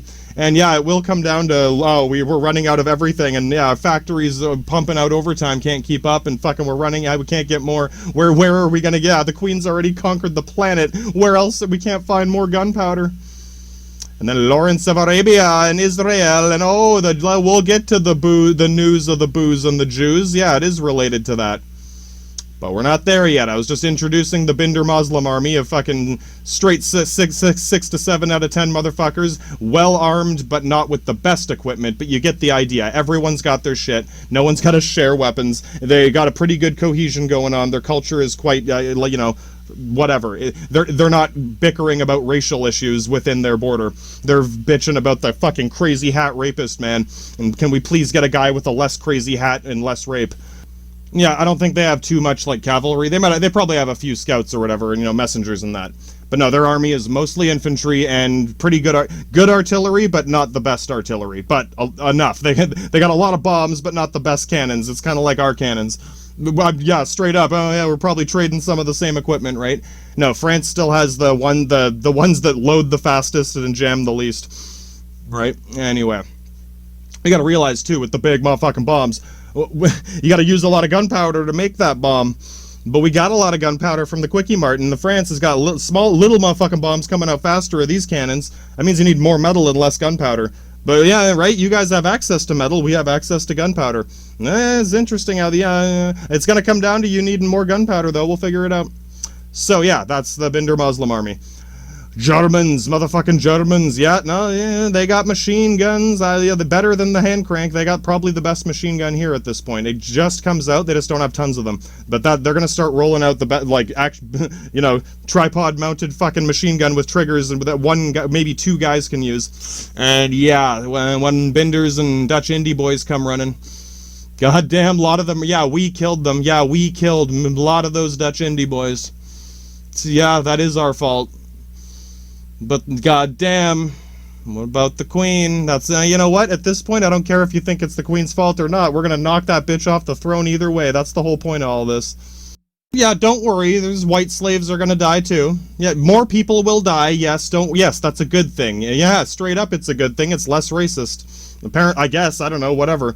Just kill more people to be a better person. Yes. Yeah. Exactly. I could spin Doctor the bitch crown if I needed to. Just kill everyone and you'll be the best person ever. Really, because no one will be around to prove it. Yeah, exactly, right? Straight up. No, straight up. That is the best person in the world is the last person in the world. Because no one's around to say anything else about it. So being the best person might not be the best of the best. Okay. Yeah, Germans, again, for the most part, all these, again, the pawns, whatever, most of us have pretty good soldiers. When I say 6, 7 out of 10, I hope you realize, yeah, that's why these are the empires fighting, you know, no one else, this guy's 2 out of 10, yeah, right, these others, Serbia was good, but there's not enough of them. I'm just saying, even us in Germany, like, a lot of the soldiers are 6 out of 10 approximately, like, I just mean young recruits, yeah, but not a lot, there are some veterans in that, but wait, veterans of what? Yeah, straight up, veterans of what? That's kind of the thing. Even the veterans aren't really veterans. They're just experienced in the protocol and the equipment and, yeah, the managing things, administration, which is important. But the king, the emperor, imperator, Kaiser, fucking Queen's aunt is expecting the general to know what the fuck he's doing, and you know, we're hoping the general knows what the fuck he's doing, and he's hoping no one else is going to try to push this guy down the stairs. He might lose his kickbacks, and I don't think anyone's, yeah, no, all that matters is lay down a trench and fucking set up more machine guns. Yeah, no, they got normal bolt-action rifles, probably not as good as the French ones, but I mean, whatever, effective enough. Yeah, you can pop off rounds and reload. They're on par. It's enough to shoot someone running at you from a trench. And yeah, no, when you think of, oh, I saw with the guy with the machine gun, yeah, you saw fucking Odovaker there with his goddamn machine gun. Yeah, British and French are, yeah, we're gonna hurry up, guys, you're gonna need some too. They got some, but not enough and not as good yet. So that's going to be their big up. That's their trump card on the table coming straight up. Yeah, they got this, that, and the other. But well, when you think who's got the machine gun, they got the machine gun. I'm not saying, who knows? We might have invented it or helped them to manufacture it. I'm pretty sure their engineers manufactured it. When, you know, they had the factory pumping it out. I don't know if it was a cooperative effort, whatever. We got some of them. I'm saying we had them too. I don't know, straight up. It's not like he's not going to give me any. It's like, bro, you're not going to give me a fucking machine gun? Come on, I'm still using the hand crank. So yeah, no, they got good solid infantry with some of the best equipment.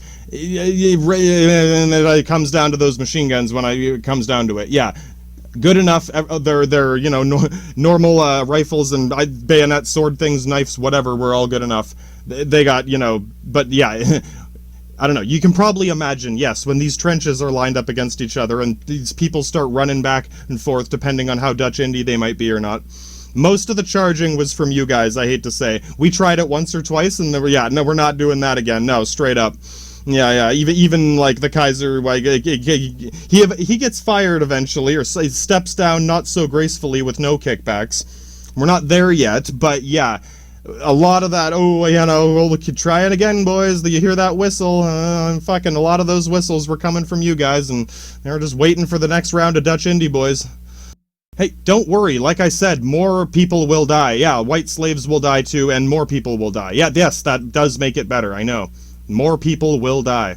But no, when it came down to it too, they were saying German trenches were a lot better than the French trenches. I don't know if you've seen some pictures, like, you see this one trench where, yeah, it's a ditch. Literally, you live in a ditch, put a ladder there. No, the German trenches had, like, buttresses and fucking walls and panels, and, like, yeah, they were wider, and you had room to walk past each other. It wasn't like crawling over a guy's corpse while he's shitting himself, my god. Yeah, I'm not saying they weren't suffering in those trenches, but they put some extra effort into making nicer trenches, and the whole experience was slightly less traumatic for a lot of them. Whereas for you guys, the Mr. Francais, dig it up, yeah, well, could have had anyone else helping you. Yeah, Entente Count of Flanders, sorry we're all ganging up on you, bud. I don't know where all your allies are. Straight up, all your allies, all your trusted close Entente of Count Flanders. They had to do all this shit themselves. They dug out whatever they could as fast as they could. Good enough for now, I guess. Pontius Autopilot, good enough for operation, whatever. Yeah, no, we were thinking more long term. We could be here for a while, because we're not planning on charging again. Yeah, too many, no, straight up. The strategy, because again, Kaiser's trusting the officers to trust these, us, it's like, okay, dude, build a solid, good trench. We're gonna be here for a while. Yeah, straight up. We're not charging. We're gonna fucking exhaust their supply of soldiers, straight up. I'm gonna sit here and wait till they don't have any more Dutch indie boys. Yeah, I killed all the Dutch indie boys. Maybe not all of them, but you probably get the idea. No, on your guys' side, the generals, whoever was thinking that these trenches are just for now temporary until we, bring in the cavalry, yeah, whatever, bring in the army, bring in the Dutch indie boys. No, they were just winging it, man. And yeah, no, they were planning ahead. No, this is only one small part of the operation. No, we'll just send people in until eventually, hopefully, we win and bring more people and more. Yeah, send in more troops till they win. Yeah, no, we didn't have a bunch of slaves to send into a fucking meat grinder. We had me and Dude Bra. Like, no, sorry, Bra, you're not fucking running out there. Build a good trench. You set up some fucking machine gun nests and get some big motherfucking bombs ready and... yeah, they're gonna send as many Dutch indie boys as they can find into the fucking meat grinder. And that's how a lot of this did play out. I mean, a lot of people died on both sides, but I hope you can see how fucking weird that is on your side. Yeah, I mean, in the documentaries, the ones that the Queen queefs out, whatever.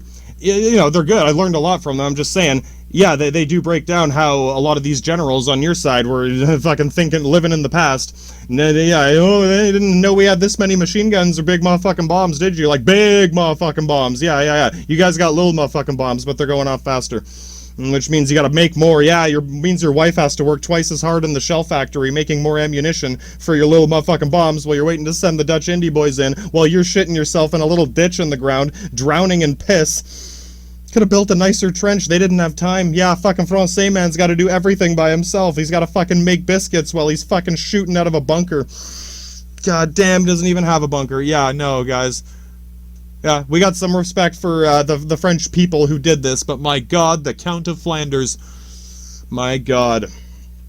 So yeah, German army, I mean, solid trenches, that's one of their best advantages. Good machine guns lined up in them solid trenches. We're rolling in the big motherfucking bombs from the Quickie Mart up for this guy. And this fist straight up Muslim Taliban ATF motherfucking heavy artillery. And yeah, barbed wire fucking the max. Yeah, no, our strategy is to sit here and wait it out. Eventually eventually you're gonna run out of people and bullets. Why should I run into their nest? Yeah, no, fucking hell. You guys don't care as long as they're not people. Oh, fucking hell, who's racist now? We don't even have any Nazis yet. No, the Nazis are people who saw this and were like, no, we gotta prevent this from happening when the queen bitch of the universe rolls around again. Fucking hell. And then Germans also had Uhlans. Yeah, you've heard that one. It's their cavalry. It's like the, not royal guard, but that was supposed to be the best of the best. Thing is, I think they quickly realized, yeah, there isn't much we can do with these things. I mean, it's kind of like with the Mongolian Cossacks or whatever. It's like, yeah, you can use them for scouting messages, fucking, skirmishing, cutting off supplies, shit like that. But this is a very tight battleground. You can, yeah, on the Russian side, or, with Serbian and Panucci's Pizza shootout number 1266, fucking, yeah, there's a lot of ground to work with here. Remember, a lot of these countries don't exist yet, so a lot of this is just open country. And yeah, the Mongolian Cossack dude, Russian motherfuckers on this side, they got room to run around doing what they gotta do. They could potentially cut off supplies from the Quickie Mart. We're gonna have to figure that shit out, right? Whereas, yeah, coming in around Belgium, yeah, those cavalry they got, the German Uhlans, they're not going to have much room to maneuver around to cut off supplies. The supplies are all coming by the sea and behind it and from Britain and shit. Eventually, yeah, whenever the queen gets around to it, right? Fucking hell. She's got to finish jerking off and smoking meth and fucking crack first. Straight up. Straight up, she's got to finish jerking off and smoking meth and crack before she does anything to help Francais man digging out his trench. Fucking hell, buddy. Fucking hell. Think about it next time Britain gets attacked. Tell them they gotta fucking pay you or some shit, man. Give them a bill for the fucking tea and spices.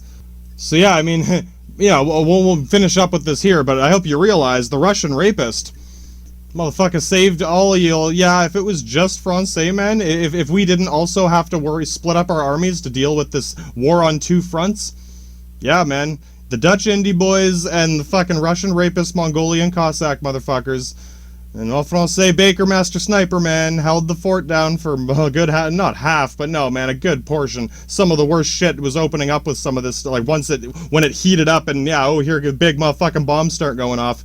These were the guys taking it, and yeah, I don't know, man, those British soldiers, again, yeah, they die, a lot of them die too. More people will die, and it will make everything better. Straight up. Yeah, so, yeah, German army, solid infantry, solid machine guns, solid bunker, pretty well-rounded, just shoddy leadership with the Kaiser until he gets booted out. No, I don't know all the politics, but eventually he is somewhat, what's the word, you know, it's not, he can't tell the king what to do, you know, ultimatum. It's kind of like, almost borderline mutiny. It's like, we're ready to desert the army if you don't do something. We need to put someone else in charge of the army, basically. And I guess whatever he realized at this point, what's he gonna do? He beep the queen? No, she ain't gonna be happy with his aunt or fucking who, yeah, right? Oh, you're gonna call mom about this? Yeah, no, you ain't wanna call mom about this. Motherfucker, it's us or your mom and queen's queefy vagina. I don't think he was, I don't think he wanted to deal with that. He'd rather deal with us. And yeah, I guess the irony to that too, finishing off with the German army there, is what was supposed to be the best part, the Uhlans, turned out to be the least effective. Not because because they weren't willing to charge to their deaths for no fucking reason. Maybe if they knew it would win the war, yeah, no, this ain't Normandy, man. This is the opening act. Fucking pawns are just moving out. Francais man's already getting fucked by the Count of Flanders. So yeah, the cavalry were just auxiliary at that point. I wouldn't doubt a lot of them were just used for moving messages and supplies and scouting and, you know, auxiliary backup support, basically. No, man, when it came down to, like, let the officers do their job kind of thing, yeah, no, we're fucking build a great wall of Francais out of fucking, you know, bunker, actual fucking, god damn, an actual trench with actual bunkers and actual machine guns. Yeah, and you guys are pissing yourselves to death in a ditch and waiting for Dutch indie boys and fucking John Wayne. I'm sorry, no, you can blame the Count of Flanders and the fucking queen bitch of the universe and fucking goddamn straight up. And fucking the double trouble twin Tsar man is the only one actually moving in to help. Straight up. Because he could have turned around and went back, right? No, straight up, if they turned around and went back, yeah, coulda, shoulda, woulda, but he didn't. He had something. He had a goal in mind. I don't know what the fuck it was. We'll get to it, but he did. All right. What about me? Oh God, Austria-Hungary. Fucking goddamn Panucci's Pizza shootout number 1666, bitch. Yeah, that's pretty much it. I know, right? No, we have access to a lot of this stuff. We got some big motherfucking bombs. We got some little motherfucking bombs. We got guns. We got big guns, small guns, little, yeah. Yeah, I'm not gonna say we're like the best soldiers. I just mean the core of our army is infantry and blowing bitches' brains out all over the motherfucking sidewalk at Panucci's Pizza and fucking Luigi's Pizza shootout number 1676. I don't know. That's just what we're used to, basically. Like whatever. And the whole concept again of urban warfare, fighting in a city. If anyone else had any familiarity with that. The Don Mafia, fucking whoever, Pope Don Diablo's Mafia and fucking Mario and Luigi's Mansion capping fucking bitches, blowing bitches' brains out all over the sidewalk. That was our concept of a lot of war, was this type of warfare. So when it comes to a war, alright, let's go blow some bitches' brains out all over a French sidewalk in Paris or some shit. Fucking bloodstain the streets of London. We'll blow bitches' brains out all over fucking London if we have to. Fucking, that's how we were thinking about a lot of it. Yeah, you can imagine. And yeah, we got... The cannons are you know, to keep up with all the other cannons. No, straight up. I'm sure we were, you know, we're glad to have them. I'm not saying that's not part of it. But, like, you know, when we get to Paris, are we just going to bomb the city to pieces? Or are we going to roll in and blow some bitches' motherfucking brains out all over the sidewalk? Straight up, I think that's more how we were thinking that would go down. So yeah, I mean, again, most of the pawns are probably 6, 7 out of 10. I'm just saying, again, society, familiarity. To us, the concept of urban warfare was not a surprise. And yeah, the thing is, like I was saying, leading up to this, when urban warfare hasn't quite started yet, but yeah, you might get why, yeah, when Canadians meet Italians at Panucci's Pizza, it's gonna turn into, yeah, right, straight up. You guys know how to urban warfare? Oh god, it's Call of Duty, motherfucking Panucci's Pizza. Yeah, no, there was a bit of there was a clash of that, but not yet. We're not there yet. Yeah, Queen's still rounding up the Dutch Indies, and the fucking white boys from Canada aren't here yet. They're in Quebec getting Bibles read to them, and fucking Count of Flanders Bibles. I don't even fucking know, man. They ain't no Pope Don Diablo. Oh, God, anyway. Yeah, mumbling like a crazy man. Yeah, this is what'll happen. Oh, God. I'm trying to think. Sorry, I am literally trying to think of what else to tack on top of this. In a way, we probably didn't have the best army. Like, one-on-one, if it was just us versus France, France might win just because they have a wealthier country with a better, artillery. They would be able to win in a shorter term. Whereas working with Dude Bra here, if the two of us can dig out some good trenches on both sides and set up enough machine guns and big motherfucking bombs from the Quickie Mart, yeah, if we cooperate as allies and fucking you help me and I'll help you and fucking get Panucci's Pizza up in Germany and shit, and yeah, straight up like that, yeah, right? Right? Yeah, and that's what I mean. To see France and Russia, their rapport, you might call it, is, yeah, that's as close as we've seen to an alliance on this side. But politically, from our perspective, I still don't know what his political goals are. I'm not ready to tack him on to the Queen's vagina just yet. I know the Count of Flanders is, but realistically, it's going to come down to you. They're just defending their country at this point. They're just defending Paris. Because, yeah, well, where do you think? All roads lead to Paris, bitch. It used to lead to Rome. Yeah, no, remember, still a Romanized settlement. It's, yeah, no, I get it. They're defending their capital and whatever. Good, it's good, man. Doing what you're doing. So, yeah, I don't know. I mean, we got some cavalry, but it's very much, same kind of scouting, skirmishing, messaging. Yeah, no, this ain't the fucking Rohan cavalry charge. These ain't Mongolians. We ain't fucking done a cavalry charge since the fucking Crusades. No, we've been living in urban warfare, straight up mob wars, and again, not all the time. It's just it happens occasionally. Yeah, a couple every month, every other year for the last 1,000 years. Yeah, when we think of war, you pack up your guns and go blow some bitches' brains off on the streets of fucking Paris, London, Moscow. Fucking, do we have to roll into Ottawa to blow some bitches' brains out? Straight up, that's how we were thinking. So, yeah, that's what we were ready to do. And the cannons are for the trench warfare, basically. It's when we dig out our trenches and bunkers and set up the big motherfucking bombs. That's, I'm gonna sit here and wait for you to walk into the big motherfucking bomb trajectory. That's, yeah, I'm not gonna carry it. Yeah, no. And then when we get to the city is when, I mean, this might be idealistic, but I'm thinking roll up and find fucking Count of Flanders himself and blow his motherfucking brains out all over his fucking bed, church, whatever. Catch him sleeping, shitting, I don't care. Fucking burn his house down and be done with it, right? And then hopefully, but I know it's not going to be that simple. Yeah, no, they're going to be fighting for their city too, right? So whatever. Again, I can't say exactly how all the Germans were thinking. They were probably hoping they could force them into a surrender, basically, right? Just hold the line until you have no soldiers left. Oh yeah, okay, we can start moving in now, and then roll up and knock on their door and ask for a surrender. And yeah, I'm sitting there polishing my fucking pistol, thinking, come on, if they say no, we're gonna have to cap some bitches. It's just for a lot of the Britannic Empire and the the chivalry and whatnot.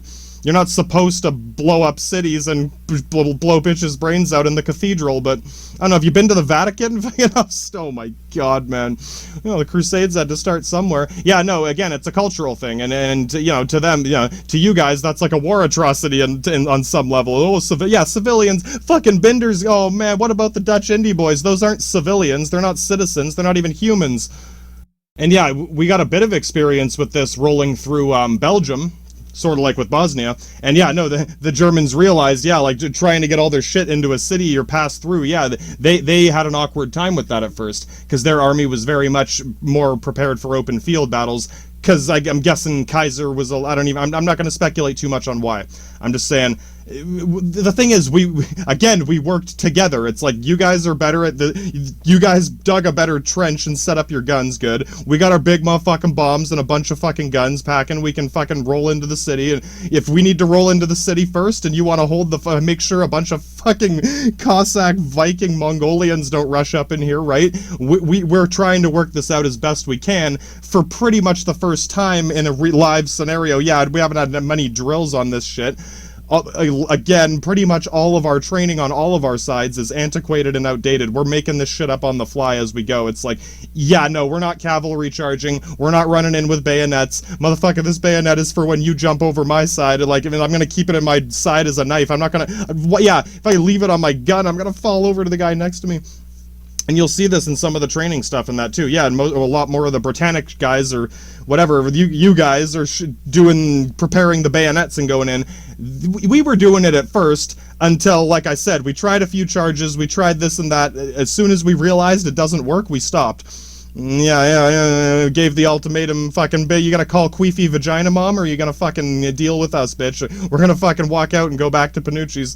Fucking, yeah, you ain't getting no Panucci's. Fucking hell, boy. Somehow, we gave him some sort of ultimatum. I can look into the politics a bit. You get the idea.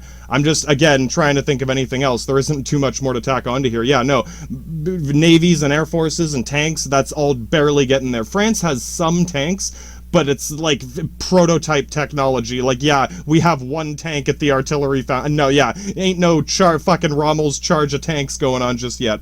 There are some motor vehicles, but they're very much like transport trucks, like for supplies and shit. And a lot of the supplies is moving by horse and carriage and all that shit. If anything, we have more efficient like train access through our areas, but not going into France. As soon as we're in France, yeah, it's like, oh god, and the train doesn't come this far, right? And I think Belgium even blew up one of their train lines specifically for that reason. The sabotage. Yeah, as if you guys ain't Francais. Fucking saboteurs, entente cordière. Yeah, fucking hell, buddy. Give me some waffles, bitch, or I'll blow your fucking brains out all over the sidewalk, straight up. I wouldn't doubt that we had to, like, coach them on a bit of the urban warfare when they're, like, trying to get their cavalry through the streets. It's like, dude, get off your fucking horse. Yeah, it's like fucking riding around like the Duke of Flanders. So I don't know, that would have been going through fucking Belgian Waffle Cafe. Yeah, exactly. Straight up had to cap some bitches all over the fucking sidewalk. Straight up. No, yeah, we did. We fucking executed civilians because we didn't know who was who. Yeah, oh fuck, man. Well, should I not tell you that? Should I pretend we didn't blow some bitches' brains out all over the fucking sidewalk? Fucking Panucci's Pizza Shootout #1, because I just opened one here? Fucking bitch, your IHOP is my Panucci pizza now.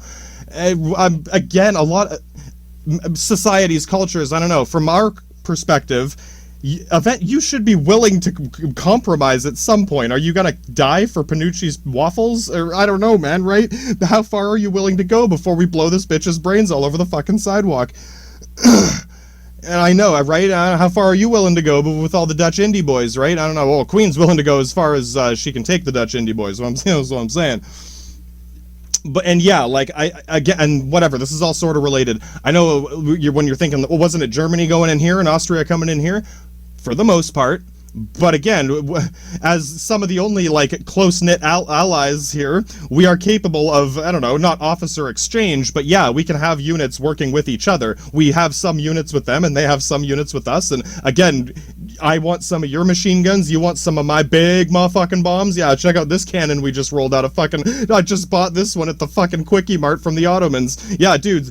Yeah, Bender Ottoman Muslim down there? Yeah, no, that ain't no passive alliance, bud. That's the fucking Quickie Mart where you get the biggest motherfucking bombs. And yeah, I guess we're also familiar with the concept of siege, even just from Constantinople or whatever, but it's like, again, this is very much auxiliary. This is, do I have to get the big motherfucking bombs? It is almost a scare tactic. It's almost terrorism. It's like, we'll use it to show you that we have the biggest motherfucking bombs, and then we roll up to the city.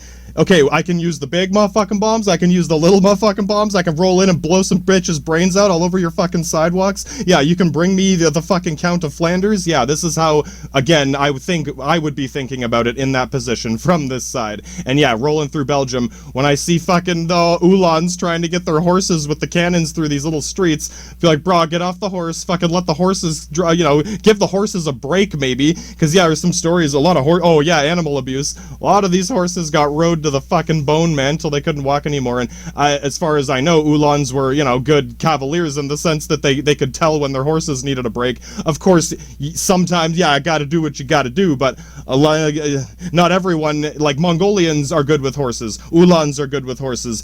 These guys are like, just fucking go, yeah, right? You know, a cowboy, yeah, John Wayne's good with a horse. These motherfuckers ride them till they're bleeding out their saddles and shit. I know, it's, again, I'm not saying, oh, it's your fault, whatever, just things to consider. I told you I blew the bitch's brains out all over the fucking IHOP because I got the wrong waffles. Straight up Belgian bitches waffles all over the fucking tampon, blood all over the wall, fucking straight up.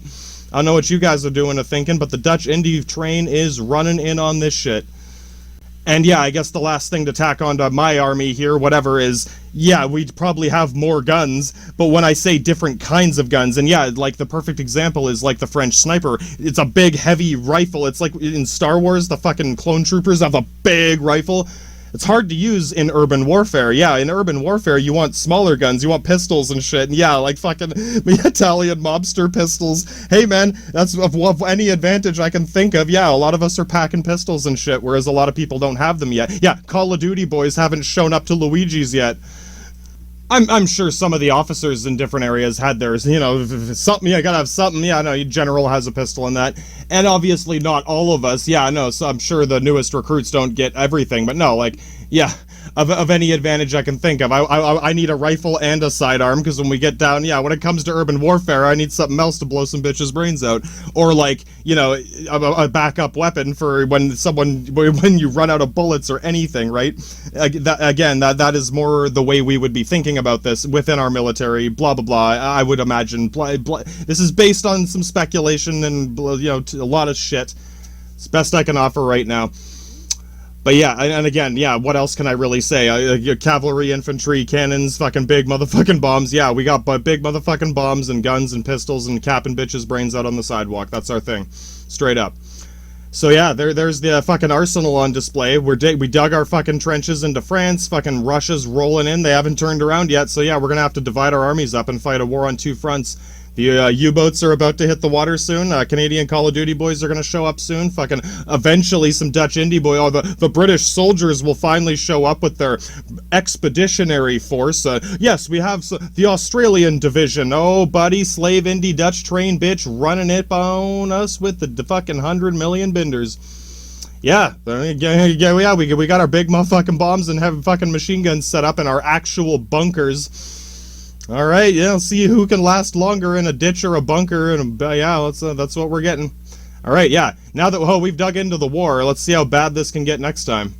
I told you I'd be back.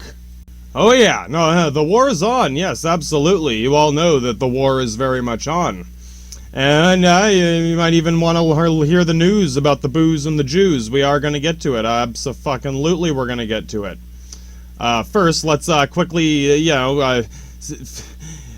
like, yeah, if you've ever seen documentaries about this kind of stuff, again, this is another one of those things they tend to blow over very quickly.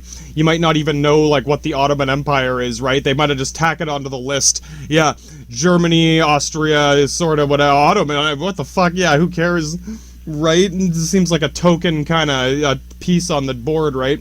Just taking up space in Turkey. Motherfucking Muslim Borats pumping out big motherfucking bombs. Yeah, no, we'll get to the news and the Jews and the booze, and it does involve the Ottoman Muslims, as you can imagine. But let's do a quick recap of the situation here. Opening act of laying down the trenches in Europe first. So, we covered last time the arsenals at play here. If you want a little more details on what kind of guns, who's got the machine guns, buddy, we got the machine guns, buddy. You got gun machines. We got big motherfucking bombs, yeah. And I mean, at first we have this advantage because, yeah, France is the only one fighting at first. Russia's rolling in as fast as they can to try to help out and split our armies apart. Britain's out rounding up the Dutch Indy boys. Canada is, they're not here yet. They're on the way. US is still neutral. Francisco Franco can't come to the phone right now. Please leave a message after the beep. So Spain is still whatever. Fucking Francisco Franco's nightmare of Pan's Labyrinth, straight up. Again, watch the movie if you're not sure. And Italy. Oh, Italy. They are soon to, I don't want to say turncoat, because they never swore. This is the thing. I know, with this whole thing, Italy being kind of, in a state of recovery, their government is not in much of a position to act on this, that, or the other. The details are a little fuzzy down in Tuscany. On a personal level, yeah, well, I'm sure we still did some trading and weapons dealing and etc. I'm sure they still sold us some of their gats and shit, but yeah, no, you probably might realize this means that there is no monarch living there. Yeah, you know what I'm saying? We have the crazy hat man, Kaiser Wilhelm, the Queen's aunt, fucking Duke of Flanders, Count of Flanders, fucking Tsar Ruski. Yeah, these are all royal family members. Francisco Franco in Spain is not royal family, and neither is whoever the fuck the governor or fucking senator or whatever the hell of Italy was at the time. But pretty soon they're gonna start, turn to your guys' side. Yeah, we did encroach on their territory, but it's very much like we need a bit of a footing here to get shit done, unless... Because straight up, like, if I were to just roll in on Tuscany and be like, bro, a bunch of fucking Mongolians are gonna run up in Panucci's Pizza, we need some room, like, between here and the Alps, and yeah, we gotta fucking set up our machine gun nests. Oh, it's slightly inside the Italian border. Yeah, no. Like I said, we've been through this before. Yeah, this ain't nothing new, bud. North versus South, fucking civil war, different countries, brah. We're the Praetorian border guard, motherfuckers, straight up. You know any other imperators who know what imperator means? Yeah, no, options are a little thin, brah. And I don't doubt some of you are a little excited now. Ooh, The Godfather. Yeah, straight up The Godfather. Another fucking Italian mobster warfare. This is how all of this started. Yeah, if you've kept up. No, straight up. This started with Italian mobster warfare. People fucking capping bitches in the street, blowing bitches' brains out in the fucking coffee shop. From fucking Sicily to Serbia to Tuscany to fucking Austria, man. And everyone else, oh, whoa, war, no, we gotta stop the war. Fucking step between Don Mafia and Don Diablo's fucking Mafia and Panucci's Pizza shootout with Mario and Luigi, capping bitches' brains out on the sidewalk. Like, okay, you guys want to fight all over Europe? Sure, why not? And you're like, oh, World War I? Yeah, World War I, bitch. So yeah, just in case you've ever wondered, like, oh, why is Italy involved? Yeah, seems a little weird. Yeah, like we just kind of randomly decided to join the Nazis one day. No, brah, my buddy brah here decided to help me out when fucking Don Diablo's Mafia started capping bitches and blowing their brains all over the fucking sidewalk. Fucking Odevacker and some fucking Alaric and some fucking Ulan motherfuckers wanted to help us out. Because we're home bras from way back long before Google, lad. Known each other since the old Republic and the Roman Empire, so yeah, I met this guy as a crazy man in the woods 1,000 years ago, and fuck, we're still bras. Sorry, more like 3,000 or 4,000 years ago. No, straight up, like before Jesus. It's straight up. Anyway, yeah, so, it's another one of those things. I'm gonna speculate a little bit, but I ain't taking more than 1 or 2 steps. I know, this is gonna sound, I don't doubt, straight up Pope Don Diablo, the fucking whatever pope was in the Vatican at the time.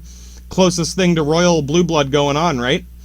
Yeah, if the Queen was gonna beep, beep, beep, beep, beep, fucking anyone, it could have been the Pope himself. Guy, if anyone's capable of putting anyone puppet master on the throne, fucking spindly spin doctor himself, yeah, it's hard to ignore. I'm not saying it's the only way it ever could have been, but my intuition's saying, buddy, if the Queen called the Pope, said, brah, I'm sorry about the, whatever fucking church King Henry started so we could divorce his wife, straight up.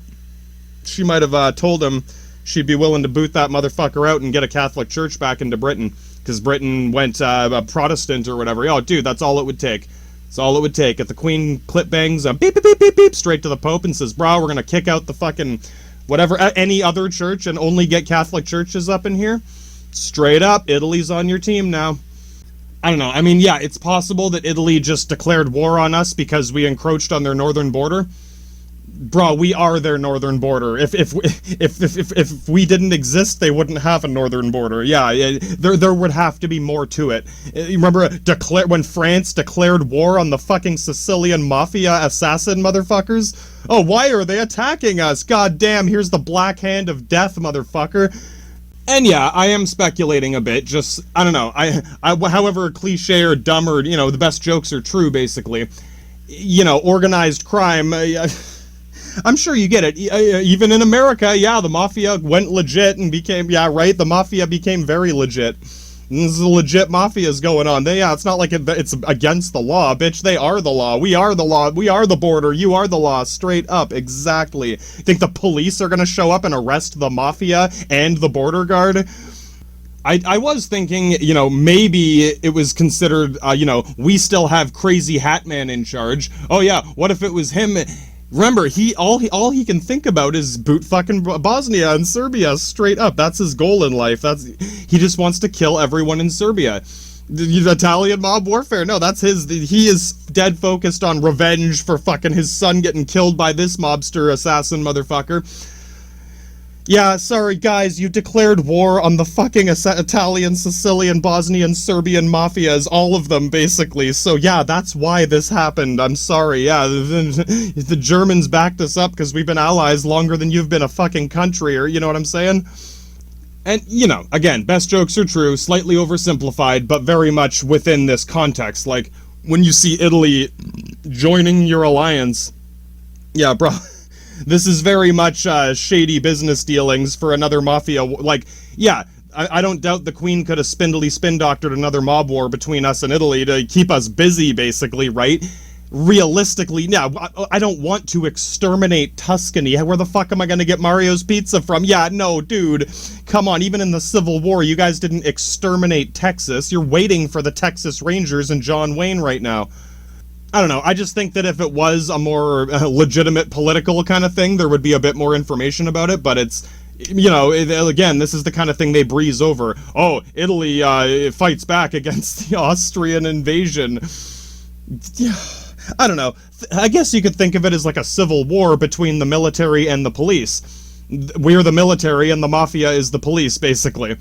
Or, kind of like Skyrim, the Penitus Oculatus versus the Dark Brotherhood. I say the Drunk Brotherhood. Yes, if you played Skyrim, remember the Penitus Oculatus versus the Dark Brotherhood? Straight up, that's what's gonna happen now. We just got a bunch of big motherfucking bombs and machine guns now. I'm not positive, but if I do my little Latin decryption program here, Penitus, like penetrating, and Oculatus, like your ocular, like your eyeballs. So a penetrating eye. Kind of like the PsyOps Delta unit thing. Yeah, like it's like being psychic, but it's just a little math trick, and the house always wins in this casino. Yeah, pretty much, right? It's not magic, it's science. And so Penitus Oculatus means it's a penetrating eye that sees right through whatever's going on. Difference here is, Ulfric Stormcloak is on our side. Yeah, right? What? Imagine the Imperial Legion and the Stormcloaks were allies? Straight up. That's how it is, bruh. Really, I guess Penitus Oculatus could also mean skull-fucking someone, like shoving your cock right through their eyeball through their skull, because you're penetrating the eyeball. Straight up. So it could be either or. Can skull-fuck them after we see through the bullshit. Yeah, no, whatever. Maybe it's not exactly like The Godfather. Maybe it's a little exaggerated. Maybe they're not all from Tuscany. Maybe one of them's from Sicily. Maybe Bosnians went to Serbia and Serbians went to Bosnia. God damn, where is Mario and Luigi from? Where the hell did they go? Anyway, that hasn't quite happened yet, but it's very much in the process of happening. That's one of the little things that's gonna kind of trip us up and fuck us over. And I know what you're thinking, but remember World War II, right? Oh yeah, Italy was back on the team. Can you guess why? Well, if anyone's in England right now, can you tell me if the Queen lived up to her promise, or did she just bullshit lie her way through that, hoping that she would never have to repay the bill for more tea and spices? Yeah, no, she didn't get rid of all the other churches and make it all Catholic, did she? No, she didn't. Up in Ireland, yeah, no, they got Irish, yeah, Ireland was like, yo, brah, yeah, straight up. Once again, there's that little tiny part of North Ireland, yeah, straight up, guys. Don't worry, brah, you won't be getting no bills for tea and spices. I'm not sure if this happened yet, but in World War II, yeah, that tiny little North Ireland, tiny little piece of Ireland next to Britain there, they were very much attacking Britain. I know you're thinking, wait, what? Like terrorist attacks, or whatever, like pretty much Taliban ATF, but they're Irish. It's called IRA. It's the Irish Republican Army. It's like one of the most notorious terrorist organizations in the world. Straight up, ask anyone in England what they think of the IRA. If you're wondering why Republican, well, the Roman Republic, the Old Republic, the New Republic, the American Federal Republic, as opposed to the Queen's vagina monarchy. Yeah, straight up, they stuck a flag and said, we want to be a republic too. We don't want to be part of this fucking monarchy. I understand that people living in England don't enjoy having, like, mortars, literally random bomb attacks, like the fucking Taliban terrorist attacks. Oh, those terrorists, yeah, no, it's no good fight, They'll straight up say it's not worth killing people over. It's like, brah, do you remember? You're right, it's not worth killing people over, but it is worth killing Dutch indie boys over, because they're not people, straight up. So, if you want people to take your arguments about the IRA seriously, or any of this, you have to get past tea and spices in the Dutch Indies. You have to acknowledge how many hundreds of slave colonies you sent to their death, and whatever, now we can start talking about it. Until then, expect endless terrorist attacks.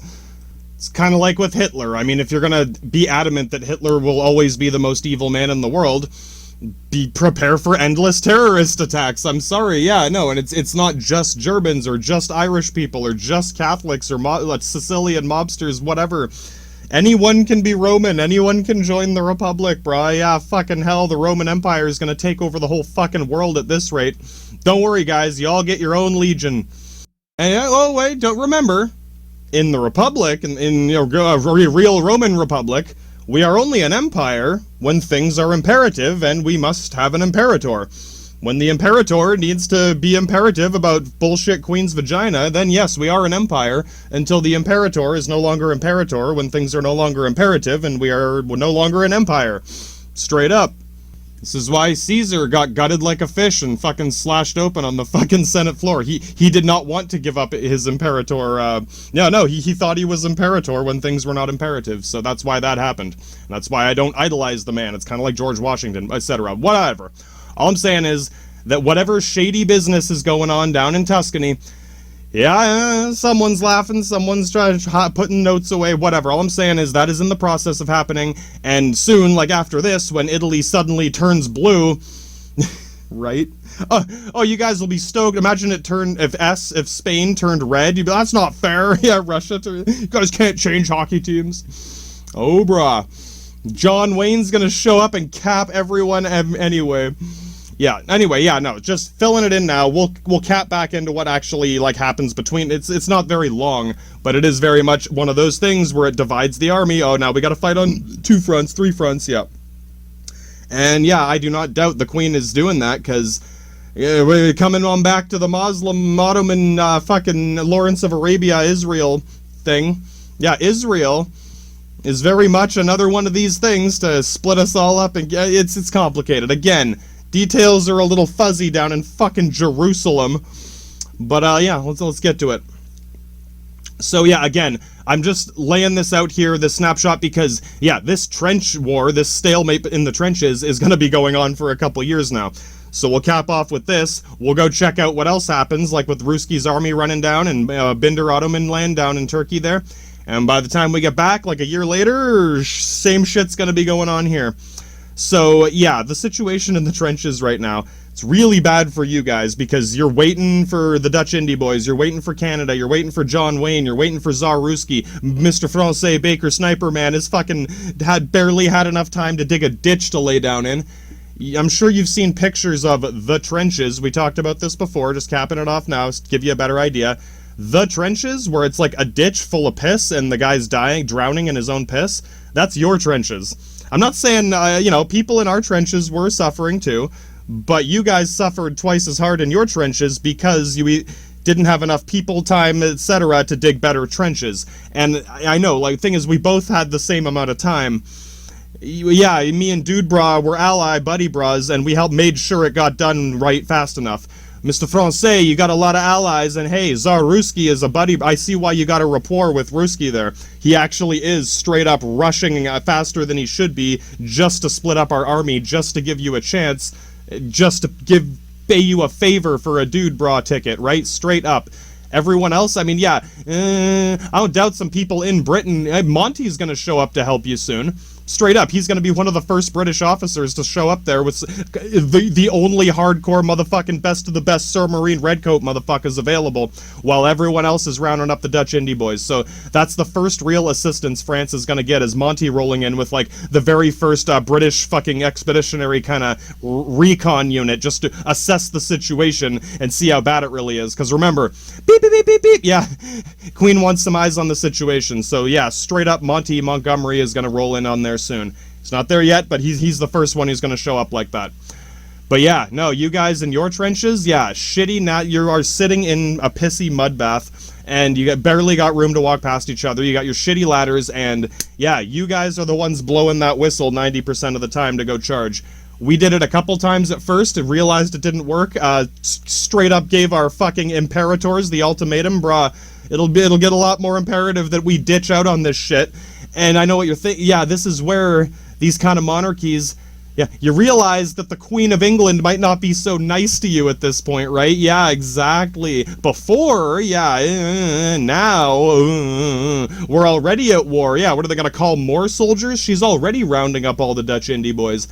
Yeah, so brah, I mean, if our ultimatum falls through and we ditch and you're literally standing on your own between two armies coming in on you, and the Queen probably wants your head at this point, yeah, now this Praetorian Penitus Oculatus motherfuckers are your best shot at any survival, period. If we win the war, we can at least negotiate with that bitch. Fuck, you could be the fucking, you know, guy guarding her castle or some shit, but no, we gotta work this out.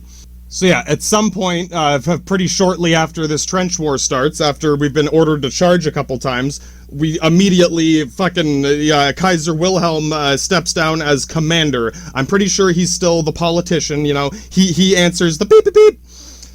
But yeah, no, we need an actual military commander making these decisions. Even if he's not the most experienced, he is familiar with the protocol. He understands, you know, when we say we need heavy artillery shells, he knows what that means. He doesn't have to go ask someone what it means first. Yeah, it's like, sorry, man, you're slowing things down, and we're just telling you straight up, this might be why we lose. If you want us to win, you gotta let us do what we're gonna do. It's the best we can offer. Compromise, you know, last option. Let's not make it our last option, straight up. They were reasonable enough to work with us at that point, so yeah, we had a bit more leeway in what we were doing, as opposed to you guys who were still under the Queen Bitch's fucking footprint. When they blow that whistle, you gotta charge. When they blew the whistle, we fucking looked at him and said, buddy, put the fucking whistle down. Straight up, that's the difference. Yeah, I don't know, I mean, fuck, whatever, a little bit of that Roman, German ingenuity put together, fucking left hand, right hand, slap that shit together. Mr. Francais is fucking baking biscuits, shooting motherfuckers with a sniper rifle, and digging a trench at the same time while pissing himself. Goddamn, Mr. Francais, fucking hardcore badass motherfucker. But history will show time and time again that being a hardcore badass motherfucker is not enough on its own. And if anyone knows that, it's the spy master who's saying, bitch, where are all my allies? I don't even know if they knew how far away Russia was. Because this is the thing. Sure, the Queen is gonna, yes, of course, help is on the way. Canada, yes, help is on the way. Russia, yes, help is on the way. Where are you guys? Yeah, exactly. I don't know if he knew Russia was straight up on the fucking way and everyone else was dicking around with their thumbs up their asses, so... I don't know, man. Again, think about, you know, the Russian rapist and, how, you know, is Russians, Germans, what's the difference? The difference is fucking black mobster, black hand assassins inside London or not tomorrow or 10 days from now, or, yeah, no, they would have shown up sooner or sometime, or, yeah, things would have been worse if not for the Russian rapist, man. I'm sure even fucking officer first class gentleman up in Britain, yeah, oh god, think about it, buddy. If France fell, and you're waiting for the Dutch indie boys, and you got a token expeditionary force while you're waiting, yeah, the straight-up mafia would have rolled on into London looking for any crown royal. They would have gone straight to the royal palace, fucking burned it down, and shot everyone in the fucking face. So, I mean, you know I sound like an asshole, I'm just trying to give you our perspective on it. So yeah, while you're at it, I mean, don't forget what France did for your whole empire in standing as the Praetorian fucking vanguard of this. I make fun of Mr. Francais because 50 slave colonies of Dutch indie boys, sorry bud, yeah, we're gonna fucking give you noogies over that.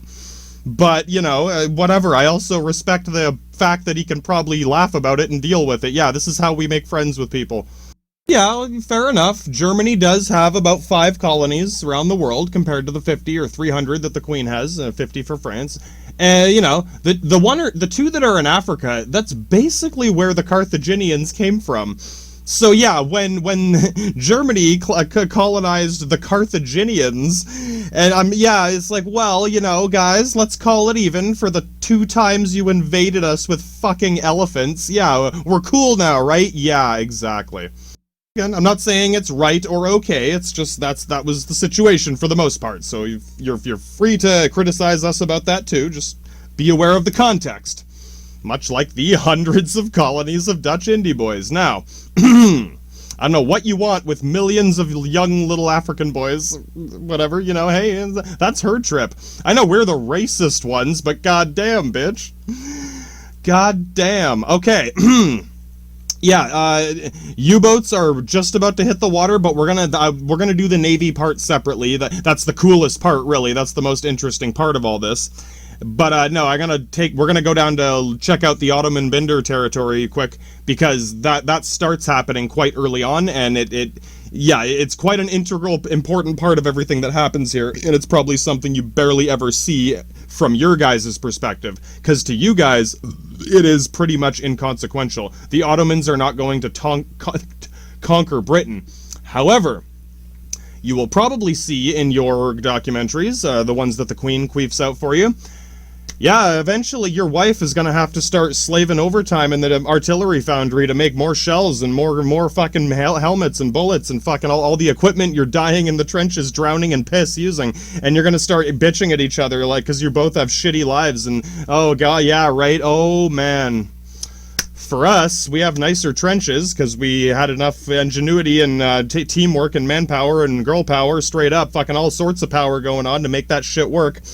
And we fucking dug out real trenches with floors and walls and actual bunkers and gun ports and fucking areas to sleep and store food and shit. Wasn't exactly a Ritz luxury 5-star hotel, but it was very much a military fortification, as opposed to passing out in the ditch wasted and waking up in feces and urine kind of thing. So yeah. And yeah, we pretty quickly refused to charge. Yeah, and for you guys, they had fucking marshals that would shoot you for refusing orders. We sort of had that, but those guys were pretty much saying the same thing at this point. It's like, bro, you want me to shoot your only soldiers? What the fuck are we... You know what? He knows if he shoots us, he's gonna be the one getting ordered to charge, right? Straight up. We don't have 200, 300 colonies of Dutch indie boy slaves to send in. No, we got us. You guys are waiting for the Dutch indie boys to blow that whistle and charge in. And yeah, we got better machine guns. You guys got some, but we got the, like, actual, tripod machine gun motherfucking nests set up all over. Fucking full-on barbed wire, big motherfucking bombs. You guys got, like, good cannons, but they're smaller, mid-sized cannons. They pop off more shells faster. That means your wife has to make, like, 10 times more artillery shells.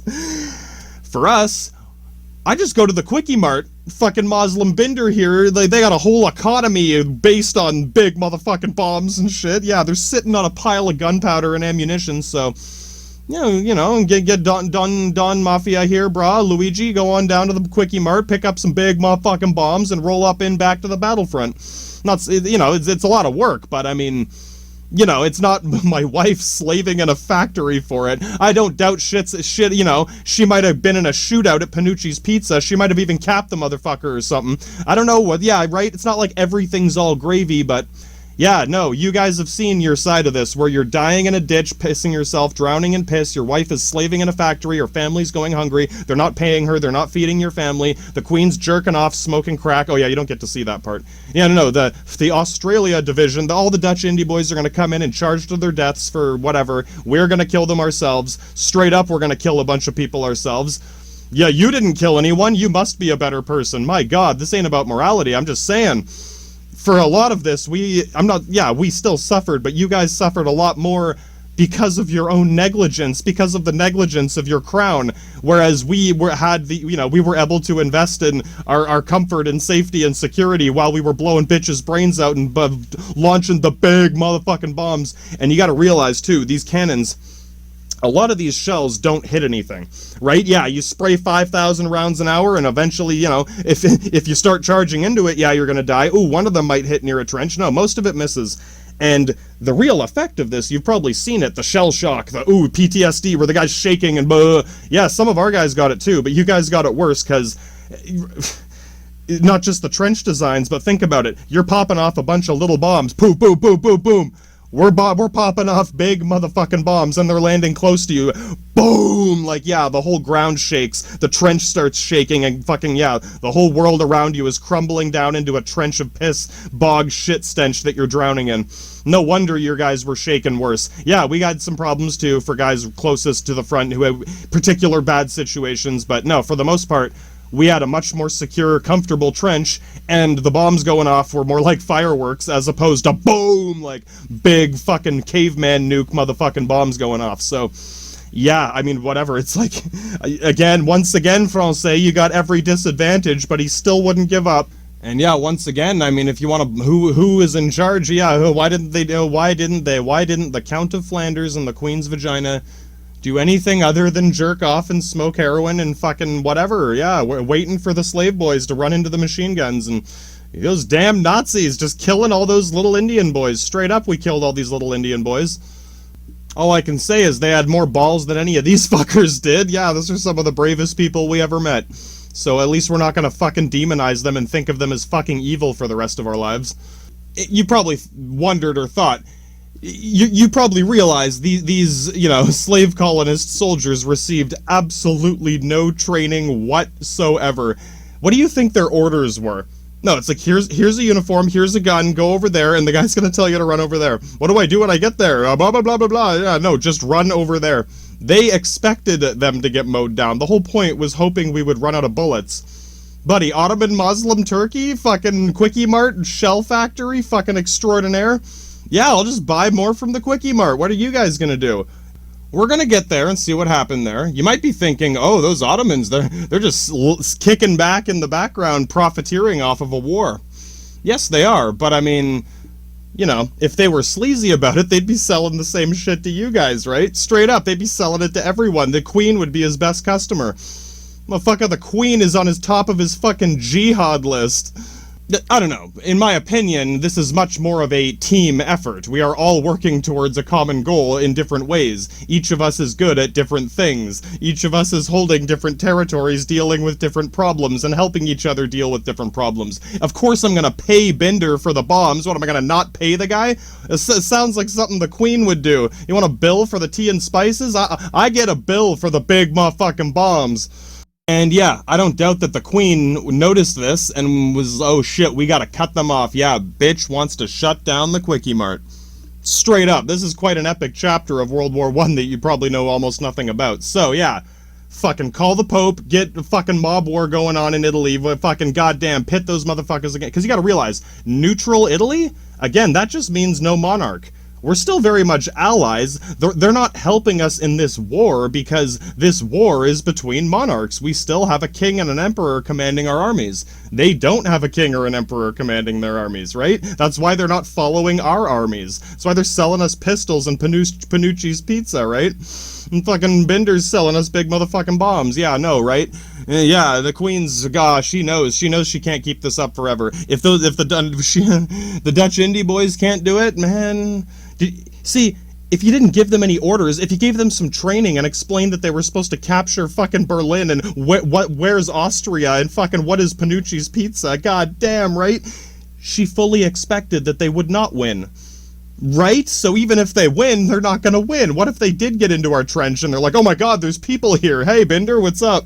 That's where Lawrence of Arabia is. Yeah, he's probably already there. No, we'll get there. Last thing is, yeah, what about the Russians? They're still on their way. And they do get there pretty quickly, but like I've said, it is not a drawn-out trench warfare. And on one hand, I praise them for not doing that. It's like, you know, for your own sake. Yeah, this way you're not going to lose. They don't have a bunch of slaves either. I mean, sorta, yeah, his people are his slaves, but you know what I mean. He's playing a game of chess with just his chess pieces. He doesn't have, oh, don't worry, we got 100 more pawns coming in. No, he's got 8 pawns. He's got 8 groups, or whatever, however many groups of people with shovels. Bunch of fucking Cossack Mongolian motherfuckers rolling on in, but smart enough not to just charge into a thing of barbed wire. Dude, look at the barbed wire. Just use your own intuition. Forget everything else. One of these trenches has barbed wire in front of it. The other trench doesn't. Why didn't you guys put up barbed wire? Well, if you put up barbed wire, how would you run through your own barbed wire? Yeah, straight up. You're supposed to run into our barbed wire. We put up barbed wire Because we're not running through that shit. Yeah, you still gonna tell me to charge, buddy? No, buddy puts his whistle down when we put up the barbed wire. So yeah, just in case you do dodge all the bullets and dodge all the bombs and make it all the way to my trench, bitch, you're gonna get tangled up in razor wire. Oh, bitch, and we're gonna stand there and laugh at you before I'll put you out of your misery. So yeah, this is why the trenches just remain. Yeah, if you're wondering, yeah, couple little things. Ooh, we extended this a little bit. Yeah, no. They could never capture our trenches, and we did not want to capture their trenches, because that is stupid and pointless, and that's something that someone who doesn't know anything about war would say. Oh, go capture their trench. It's like, bitch, are you retarded? Have you ever studied any war history of any kind? I'm gonna stay here with my razor wire machine guns and big motherfucking bombs eating Panucci's pizza while my wife's shooting motherfuckers at Panucci's pizza, earning a living for her kids and my whatever the fuck's going on in Tuscany. Motherfucking Queen is smoking heroin. That's all I know about the Entente of Flanders. Yeah, they don't really emphasize this on your guys' behalf. They make it seem like, oh, you know, a hopeless struggle. Yeah, bitch, it was a hopeless struggle. You probably see, there was literally no way for you to run to our trench, no matter what you do. You're either gonna get shot, or you're gonna get hit by the shrapnel or the big motherfucking bomb. If you succeed, you will run into the razor wire, which is the worst thing that could happen. So yes, your reward for succeeding is the worst possible mutilation before we have to execute you if we have enough bullets. Buddy, if I'm running low, I'm sorry. You can blame the Queen for that one. So yeah, it's not like a fight where, ooh, you know, come on, buddy, just give her all you got and you can win. No, there's nothing you can do to win. All you can do is piss yourself to death in a trench for 4 years and hope that you don't get ordered to run into the razor wire. Those are your options, unless you want the marshal to shoot you for disobedience. This kind of sounds like a Nazi Auschwitz camp. No, it's because they're not people. These are Dutch indie boys. Well, we're waiting for Dutch indie, but Mr. Francais is a person. Is Mr. Francais not a person? Well, if he's not, then goddamn, you better never drink wine or champagne or eat croissants again. Mr. Francais, 50 slave colony Dutch boys running, bitch. Come on. Yeah, no, this has to be dealt with one way or another. We'll give you some time, all right? Again, just showing you both sides.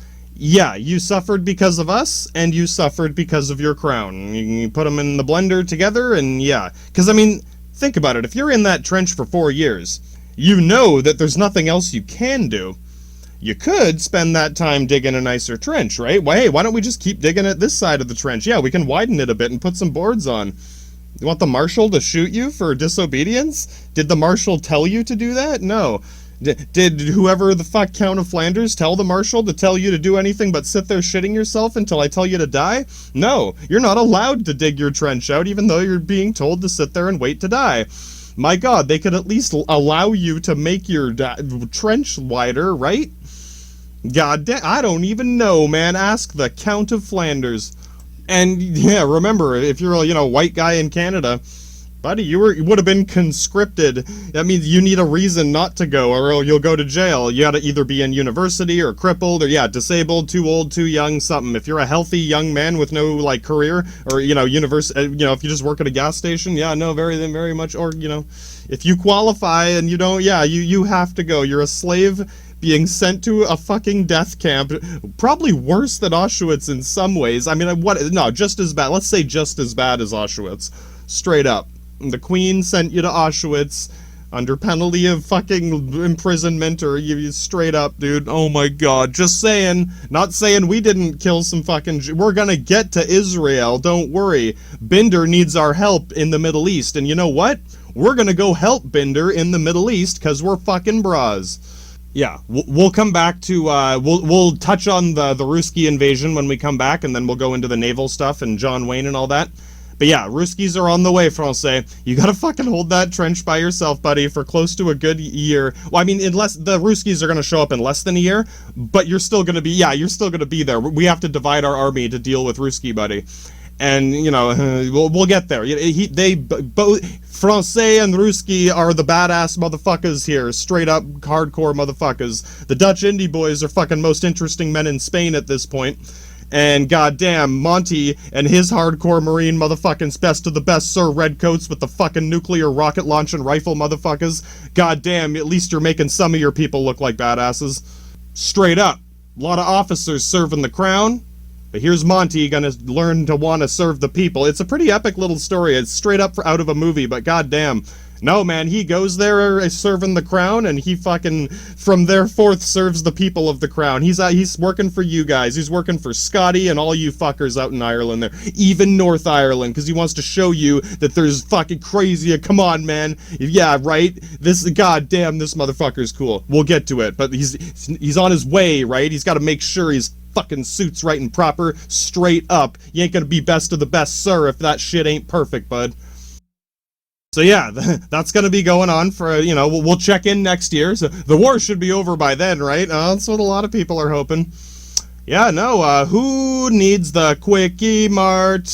Buddy, we need the Quickie Mart. Straight up, that's our shell factory fucking extraordinaire. No, yeah, brah. You might be thinking, well, of course I want my big motherfucking bombs. Of course Bender wants the fucking money for the big, right? I still get bills for the big motherfucking bombs. I don't want them shutting down the Quickie Mart. Would Homer want the cops shutting down the Quickie Mart? Straight up, no, when Snake runs in there and robs the motherfucker. I mean, Panucci's Pizza Shootout number 877, Bender can deal with that.